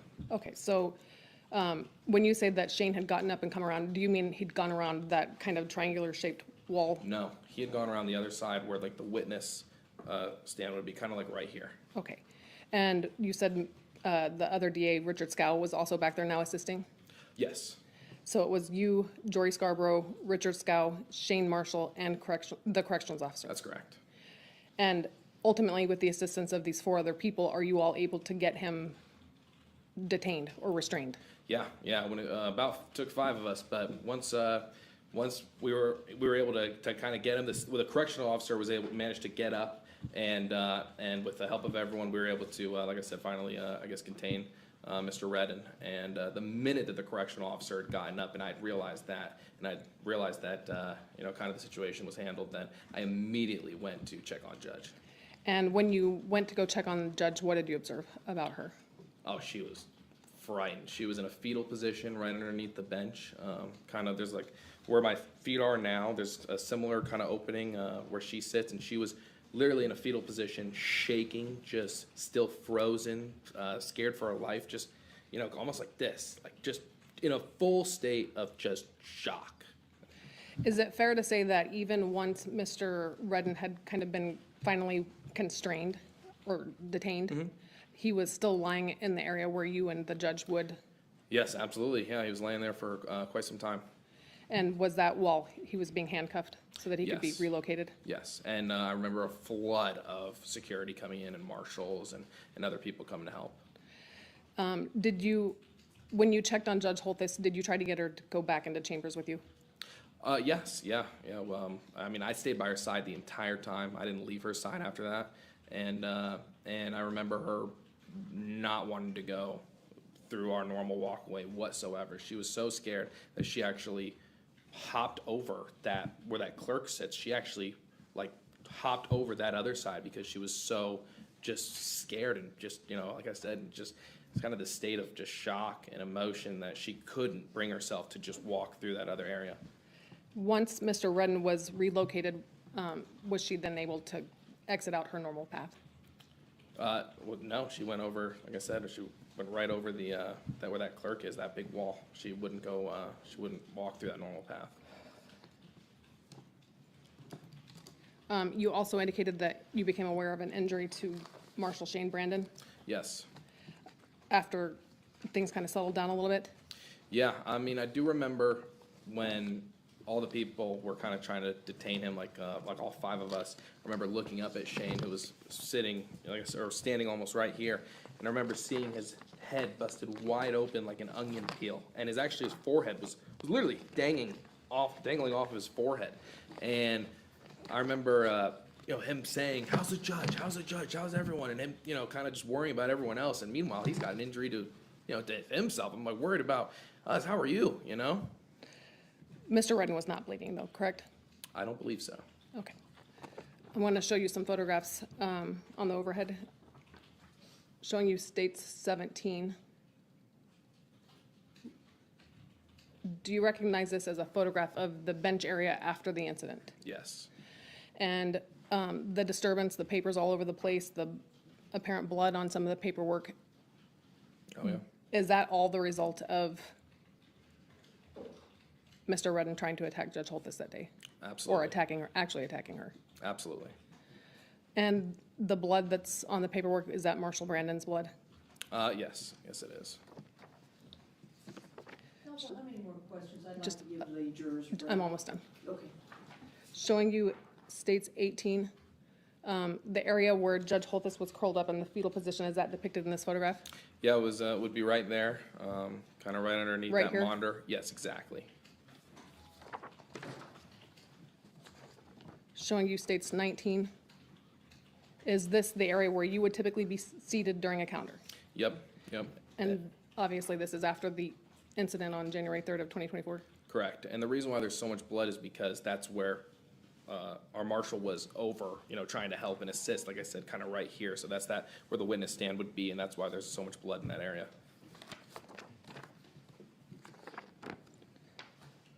Showing you states 20, is this the stair leading up to the judge's bench area Yes, it is. and the floor Yep, just outside?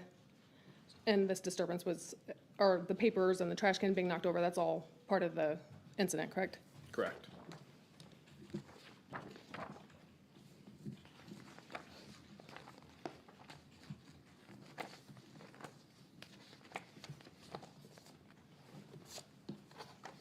Course indulgence.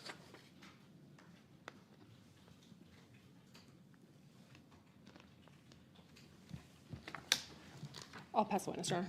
Okay. We're going to go ahead and take a break. Ladies and gentlemen, we're going to take a 15-minute break. During this period of time, you are admonished not to talk or converse among yourselves or with anyone else on the subject related to the trial. You're not to read, watch, or listen to any report of or commentary on the trial by any medium of information, including without limitation newspapers, television, the internet, and radio, or form or express any opinion on any subject related to the trial until the case is finally submitted to you. We'll see you back here in 15 minutes. Please rise to the jury. Rise to the jury, please.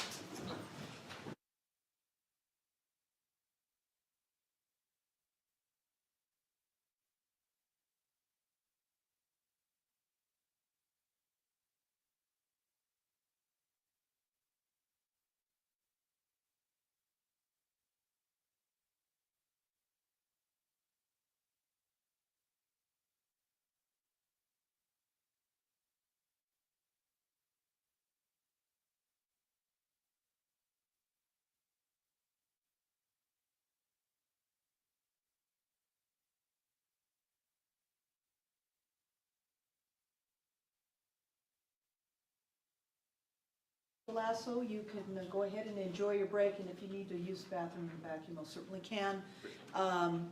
Is there anything that we need to talk about outside the presence of the jury? Okay, I want to alert you, we had another incident here where inappropriate things were shown on Zoom. My court recorder is wanting to know how to handle that. Can we just cut it off? Just cut it off, are you Yes. good? Yes. I mean, I hate to do that people cannot watch. The public's gonna see it if they want on court TV, but this is getting ridiculous at this point. I would say just cut it. Oh, okay, are you okay with that, Mr. Arnold? Yes, Your Honor. All right, let's cut Zoom. All right. Okay, all right, enjoy your break. Thank you. Thank you.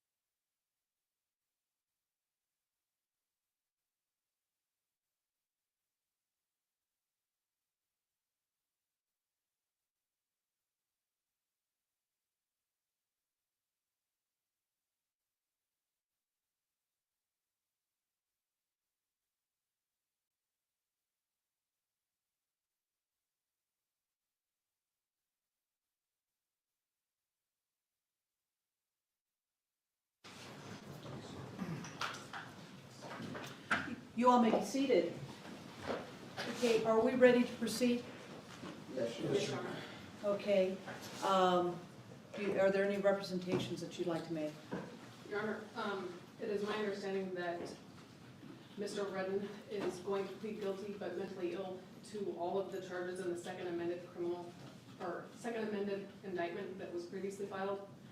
The state is willing to stipulate to allow him to withdraw his prior pleas of guilty so that he can enter pleas of guilty but mentally ill to counts 2 through 7. And he's also pleading guilty but mentally ill to count 1.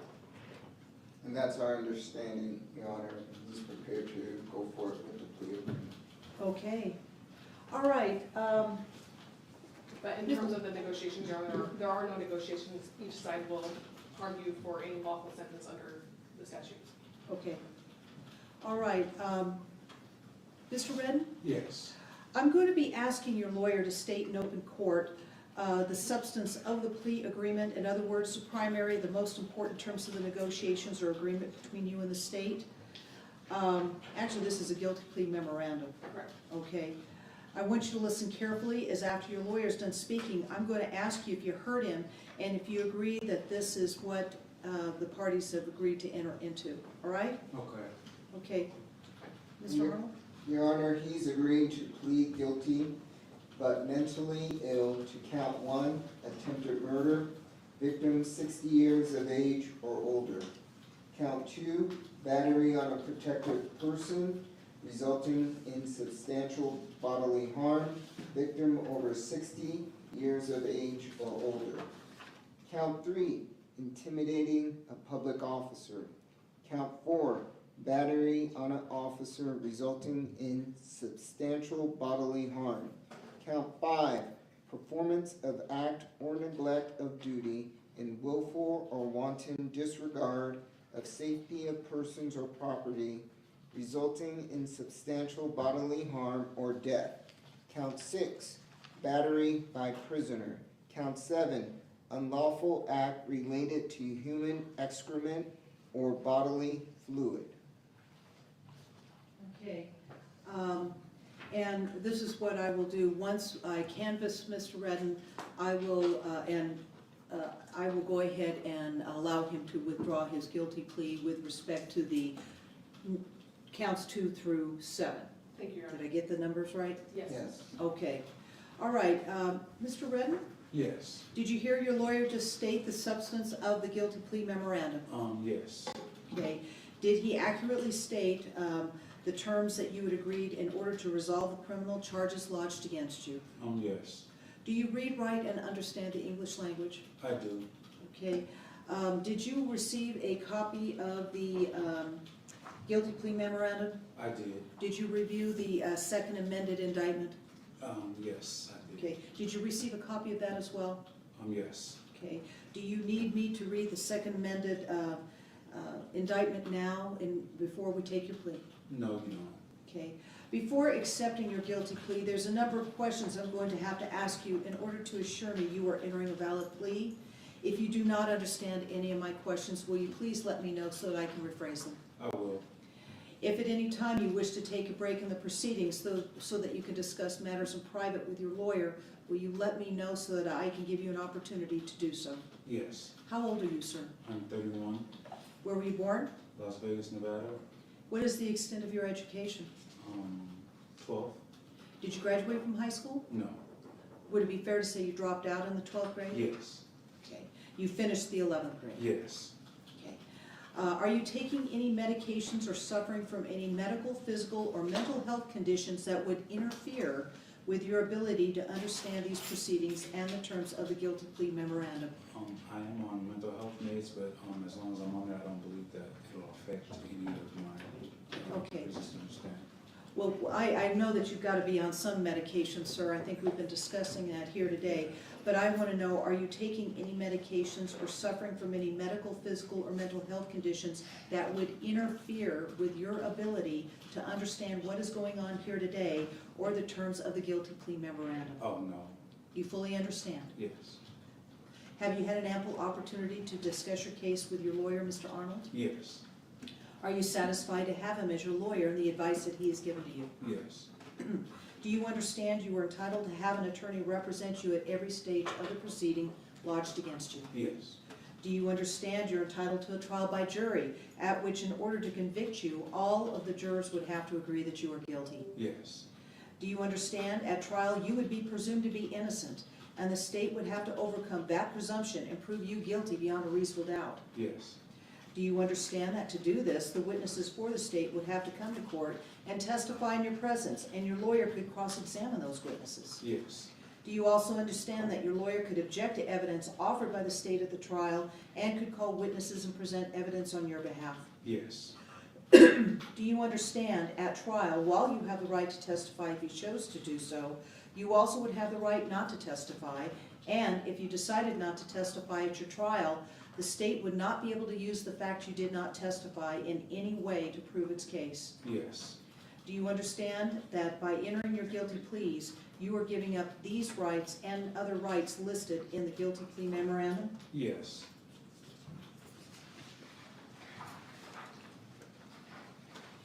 Are you aware of the penalties for committing the crimes which are listed in count 1 through count 7? Yes. I'd like to review all of them with you. This will take a little bit of time, but I want to make sure you understand, okay? Do you understand, as a consequence of entering a plea of guilty but mentally ill, you have the burden of establishing your mental illness by a preponderance of the evidence? Oh, yes. Do you understand that except as otherwise provided by specific statute, as a defendant who has entered such a plea, you would be subject to the same criminal, civil, and administrative penalties and procedures as a defendant who regularly just pleads guilty? Wait, say that one. Sure. Do you understand, except as provided by specific statute, as a defendant who has entered a plea of guilty but mentally ill, you are subject to the same criminal, civil, and administrative penalties and procedures as a defendant who pleads guilty? Yes. Okay.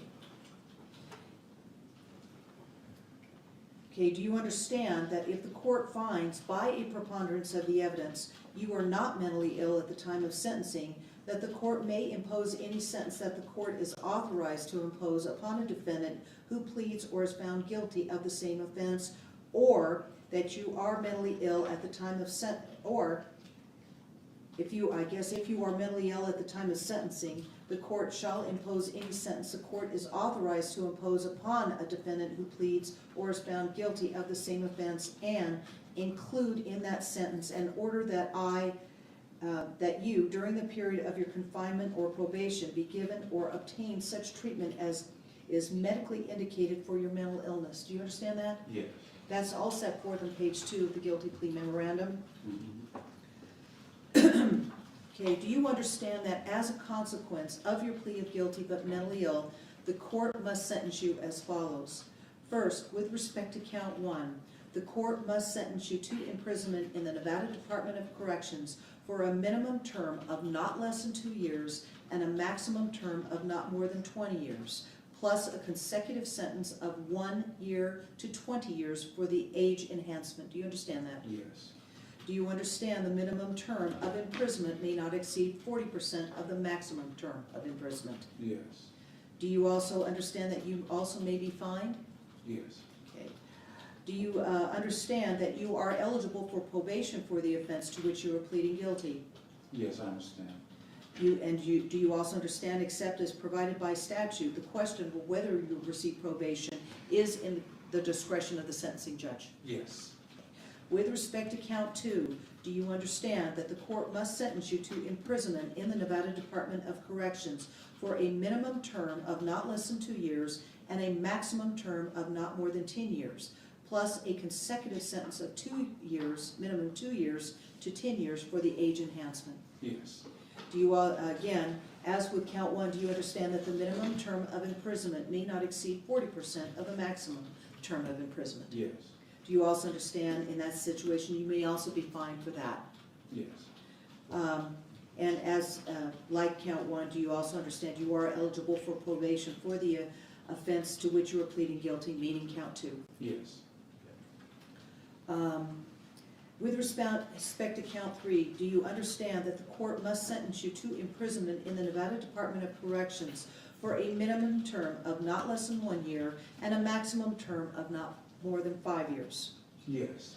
Do you also understand that you could be fined up to $10,000? Yes. And as with respect to counts 1 and 2, the minimum term of imprisonment may not exceed 40% of the maximum term of imprisonment.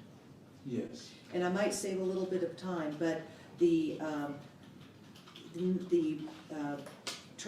minimum term of imprisonment may not exceed 40% of the maximum term of imprisonment would also apply to counts 4, 5, and 6 and 7. Do you understand that? Yes.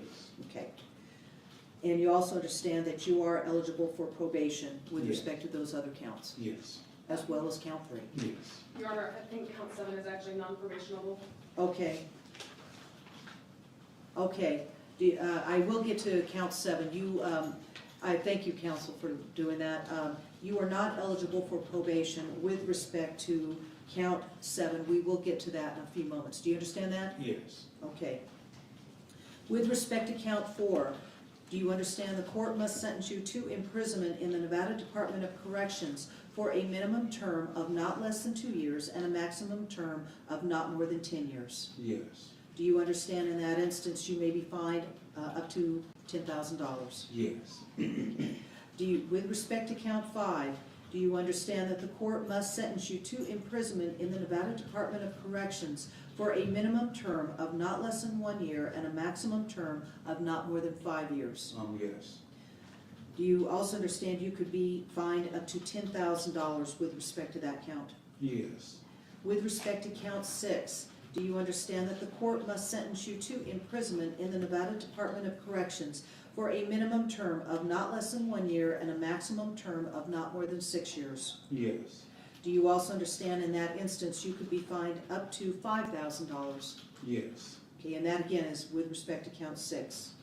With respect to count 7, do you understand that the court must sentence you to imprisonment in the Nevada Department of Corrections for a minimum term of not less than 2 years and a maximum term of not more than 10 years? Yes.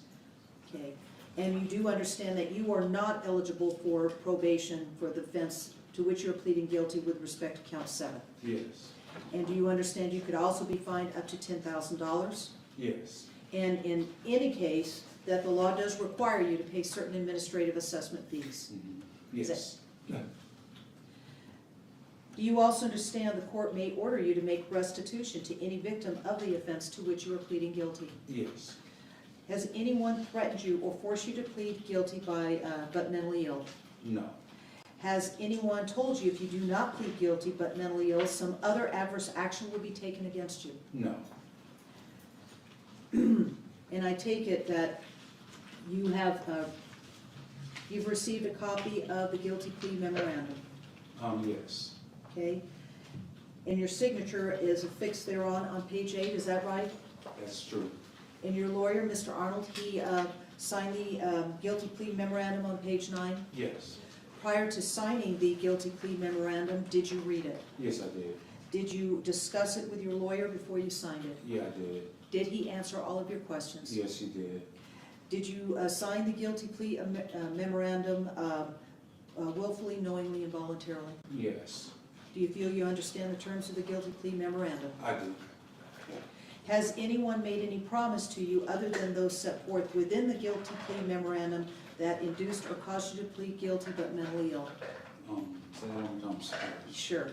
Has anyone made any promise to you other than those set forth within the guilty plea memorandum that induced or caused you to plead guilty but mentally ill? No. You understand that later on, when there are requests with respect to sentences or any sentences that may be agreed to by your lawyer, and the lawyers for the state would not be binding upon the sentencing judge. I don't understand what that means. Do you understand that sentencing is totally up to me? Okay, yes. That's irrespective of whatever your attorney argues to me. If later on there's deals made between your lawyer and the lawyers for the state, I don't have to abide by those deals. You understand that? Yes. Okay. And do you also understand that you might, on the basis of your guilty plea but mentally ill, receive, if there was any deals going on, that you could receive a more severe sentence than that, either requested, recommended, stipulated, argued by your lawyer? Yes. Okay. Do you have any questions as to what you're alleged to have done within the second amended indictment? No. Do I need to review all that with him? He's never been canvassed as to count one, Your Honor. I think the parties can agree to incorporate the factual basis from his previous plea as to counts 2 through 7, but he's never been canvassed as to count one. Okay, let me go through that. I have that right in front of me, so let me pull it up.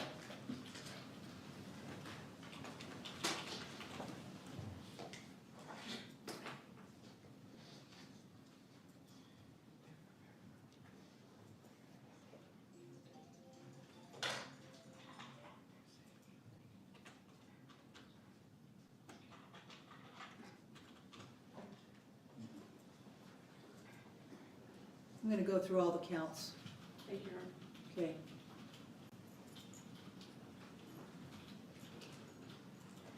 Okay, I'm looking at the, well, it's called the amended indictment. And it was filed on August 30th. It's the second amended that was filed on Tuesday, Your Honor. That's the charging document we're going off of. Okay.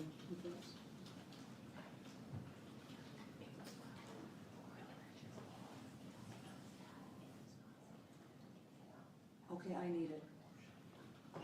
Yeah, apparently it was filed in open court, counsel, and for whatever reason, hasn't made it yet, but they're gonna do it like right this minute. I'm gonna email them right now, Your Honor. I can email the court a copy if you want to read from it electronically.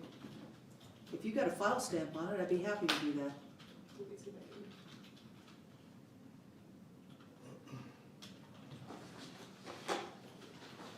Let's see if you want a copy. In fact, counsel, would you approach?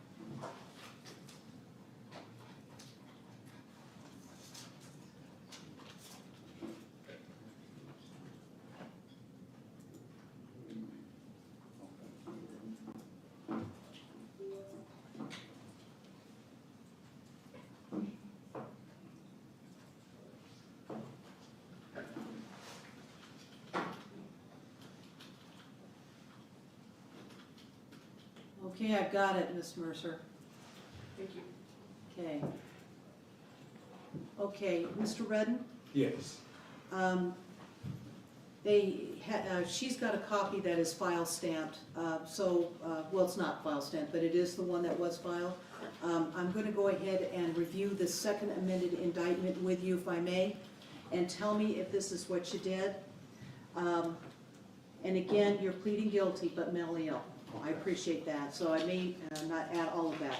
Okay, tell me if this is what you did with respect to count 1, attempt murder, victim 60 years of age or older, that you willfully, unlawfully, and feloniously, and with malice aforethought, attempt to kill Judge Mary Kay Holthus, who is 60 years of age or older, to wit, during your rendition of sentence, and once you knew she was about to sentence you to prison, did leap over defense counsel's table into the well of the courtroom, and thereafter rushing towards the judicial bench and jumping over it Superman style directly into Judge Mary Kay Holthus's judicial space, landing directly on top of her and immediately attacking Judge Mary Kay Holthus by grabbing her, pulling her hair, placing your hands around her throat, and or hitting her on the head by manner and means unknown. Did you do that, sir? Yes. Okay. With respect to count 2, tell me if this is what you did. That, and by the way, this is on or about January 3rd, 2024 in Clark County, Nevada. That with respect to battery on protected person resulting in substantial bodily harm, victim over 60 years of age or older, that you did willfully, unlawfully, and knowingly use force or violence upon the person of another, to wit, Judge Mary Kay Holthus, who is 60 years of age or older and is a protected person employed as an 8th Judicial District Court judge while Judge Mary Kay Holthus was performing the duties of an 8th Judicial District Court judge, which you knew or should have known that Judge Mary Kay Holthus was an 8th Judicial District Court judge by grabbing her, pulling her hair, placing your hands around her throat, and or hitting her on the head by manner and means unknown, resulting in substantial bodily harm to Judge Mary Kay Holthus. Did you do that, sir? Yes. Okay, with respect to count 3, intimidating public officer, that on the same date, place, and time, that, tell me if this is what you did, that you did willfully, unlawfully, and feloniously, directly or indirectly, address any threat or intimidation to a public officer, namely Judge Mary Kay Holthus, a judicial officer with intent to induce her, contrary to her duty to do, make, omit, or delay any act, decision, or determination with use of physical force or the immediate threat of such force, to wit, during the rendition of sentence, and once you knew she was about to sentence you to prison, did leap over defense counsel's table into the well of the courtroom, thereafter rushing towards the judicial bench and jumping over it Superman style directly into Judge Mary Kay Holthus's judicial space, landing directly on top of her and immediately attacking Judge Mary Kay Holthus by grabbing her, pulling her hair, placing your hands around her throat, and or hitting her on the head by manner and means unknown. Did you do that, sir? Yes. Count 4, battery on an officer resulting in substantial bodily harm. On the same date same date and place, tell me if this is what you did. That you did willfully, unlawfully, and knowingly use force or violence upon the person of another, to wit, J. Cabralda, who is performing the duties of a peace officer employed with the Las Vegas Metropolitan Police Department, which you knew or should have known that J. Cabralda was an officer by punching and or kicking and or pushing the officer, such acts resulting in substantial bodily harm. Did you do that, sir? Yes. Okay. With respect to count 5, at the same date, place, and time, tell me if this is what you did. That count 5, performance of act or neglect of duty in willful or wanton disregard of safety of persons or property resulting in substantial bodily harm or death. That you did then and there unlawfully, willfully, unlawfully, feloniously perform an act in willful or wanton disregard of the safety of persons or property in the following manner, to wit, by jumping over the defense counsel's table into the well of the courtroom, thereafter rushing at the judicial bench and leaping over it Superman style to attack and or kill the judge, causing Marshall S. Brandon and others to respond in defense of your actions towards the judge, resulting in substantial bodily harm or death to Marshall S. Brandon. Did you do that, sir? Yes. Okay. With respect to count 6, battery by prisoner, on the same date and place and time. Tell me if this is what you did. That you did willfully, unlawfully, feloniously, and knowingly use force or violence upon the person of another, to wit, Officer C. Boo, by spitting on Officer C. Boo, defendant, you at the time of the offense being a prisoner in lawful custody or confinement. Did you do that, sir? Yes. With respect to count 7, on the same date and place, and the act being unlawful act relating to human excrement or bodily fluid, tell me if this is what you did. That you did then and there willfully, unlawfully, feloniously, and intentionally use, propel, discharge, or spread any human excrement or bodily fluid consisting of saliva with the intent to have the excrement or bodily fluid come into physical contact with any portion of the body of another person, or under circumstances in which the excrement or bodily fluid was reasonably likely to have come into contact with any portion of the body of another person, to wit, Officer C. Boo, whether or not such contact actually occurred while you were a prisoner in lawful confinement, you committing the offense in the following manner, to wit, by spitting saliva on Officer Boo. Did you do that, sir? Yes. Okay. And for that reason, you are pleading guilty to committing the crimes by pleading guilty but mentally ill to committing the crimes of count 1, attempt murder, victim 60 years of age or older, a category B felony in violation of NRS 200.010, NRS 200.030, NRS 193.153, and NRS 193.167. Count 2, battery on a protected person, resulting in substantial bodily harm, victim over 60 years of age or older, a Category B felony, in violation of NRS 200.481. Count 3, intimidating public officer, a Category C felony, in violation of NRS 199.300.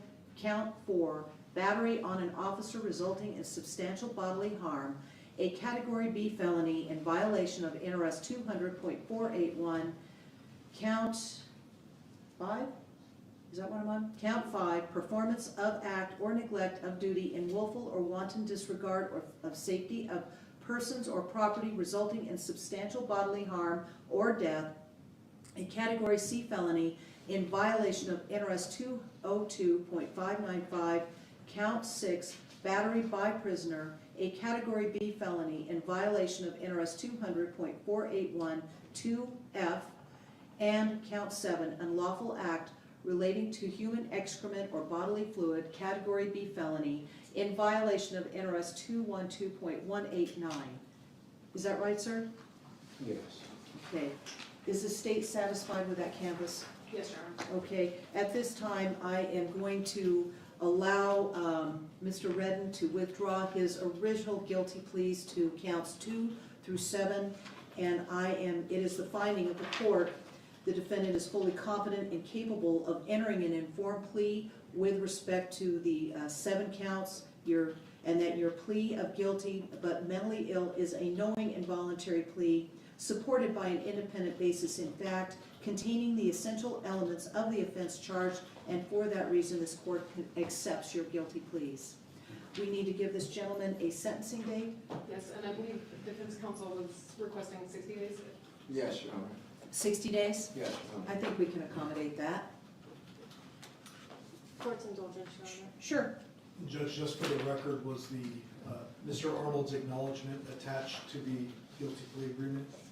I've got it. Yes.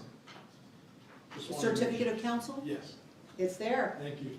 Okay, and go ahead. November the 7th, would you like a special time, Your Honor? Do you want a special time? Yes, please. Usually I have my calendar at 8:30. Do you want to do it after? Or do you want to do it in the afternoon? We can do 10:30 or 11, or we can do the afternoon, whatever. So afternoon would be better. Oh, now this shouldn't be a Wednesday. No, I'm saying on the Thursday. Okay. Yeah, because I have gotten where I just don't just sit on. There's just no way I can get it done. Right now, we've got 6 criminal sessions on that. I could probably do it at noon if you want to just do it at noon. Whatever Mr. Arnold's preference is. That's fine, no. Okay. We'll just take a later lunch, okay? November the 7th at noon. Thank you, Your Honor. Thank you. Okay, thank you. And Ms. Clerk, I'd like these documents, Dr. Paglini's report, left side filed, as well as Leo Rowley, Dr. Leo Rowley's report, left side filed. Okay? Okay, and thank you very much. Well, wait, Mr. Arnold, do you want to take the defendant out now? I was going to tell the jury. Oh, yeah, we don't need him here. Yeah. You don't need him? No, we don't need. Okay. All right.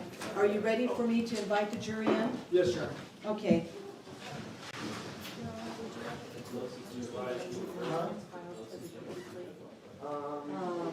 Yeah, attach a copy, that'd be great. Sure. Yeah, I don't know if they want to give him that. But we can go there.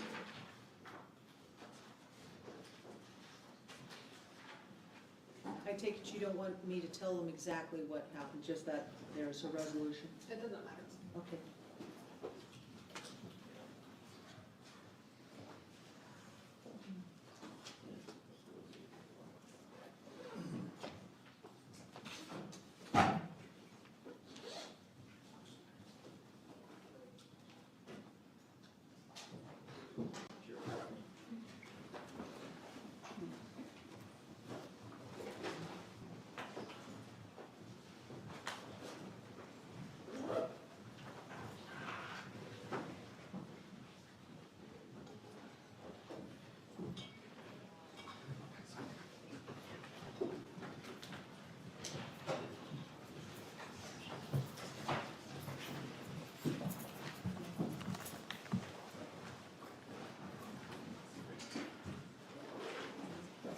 All right, will counsel please stipulate to the presence of the jury?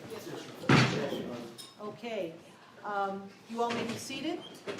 Ladies and gentlemen, I know that was a very long break, but there's a reason for it, and that is that the parties have resolved their differences between them. Yes, should I go ahead and tell them? Okay, essentially what Mr. Redden did was that he pled guilty to all the charges set forth within the second amended indictment, guilty but mentally ill. So as the case has been resolved, I can excuse you now and release you from your service. I want to thank you very, very much for taking your time, and I really do appreciate it. It's the only civil service that we do owe to our country, but it is really a necessary service, and I really do appreciate it, and you are excused from my thanks. At this point, you may say, well, can we talk about our experience? If you had a good experience in this courtroom, say, yes, we had a great experience in Department 22. If you didn't, I would appreciate that you're not. I'm kidding. But yes, you may talk about your experience, and I certainly hope that whatever you have to say does encourage others to engage in jury service as well. So we're going to take you in the back, get all your badges and all of your stuff, and the lawyers may want to talk to you. And if they do, I would certainly encourage you to do that, because I know I learned a lot whenever I was a lawyer sitting at those tables to hear what jurors had to say. I think it made me a better lawyer. Okay? All right, guys, so Thank what you. we're gonna do, we're gonna line up in the hallway, just, And Judge, we do want to speak today, if anyone wants to wait. Okay, just. yeah, no, bring your notebooks, bring the candy bucket. Let's find it. Just line up in the hallway.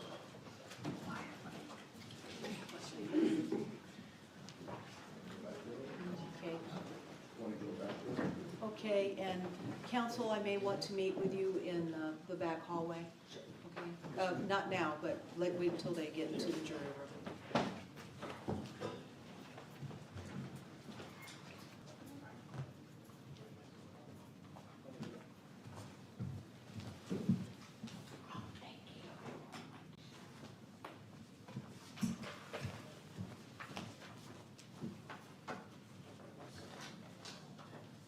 By the way, the jury has not left the courtroom until that door closes.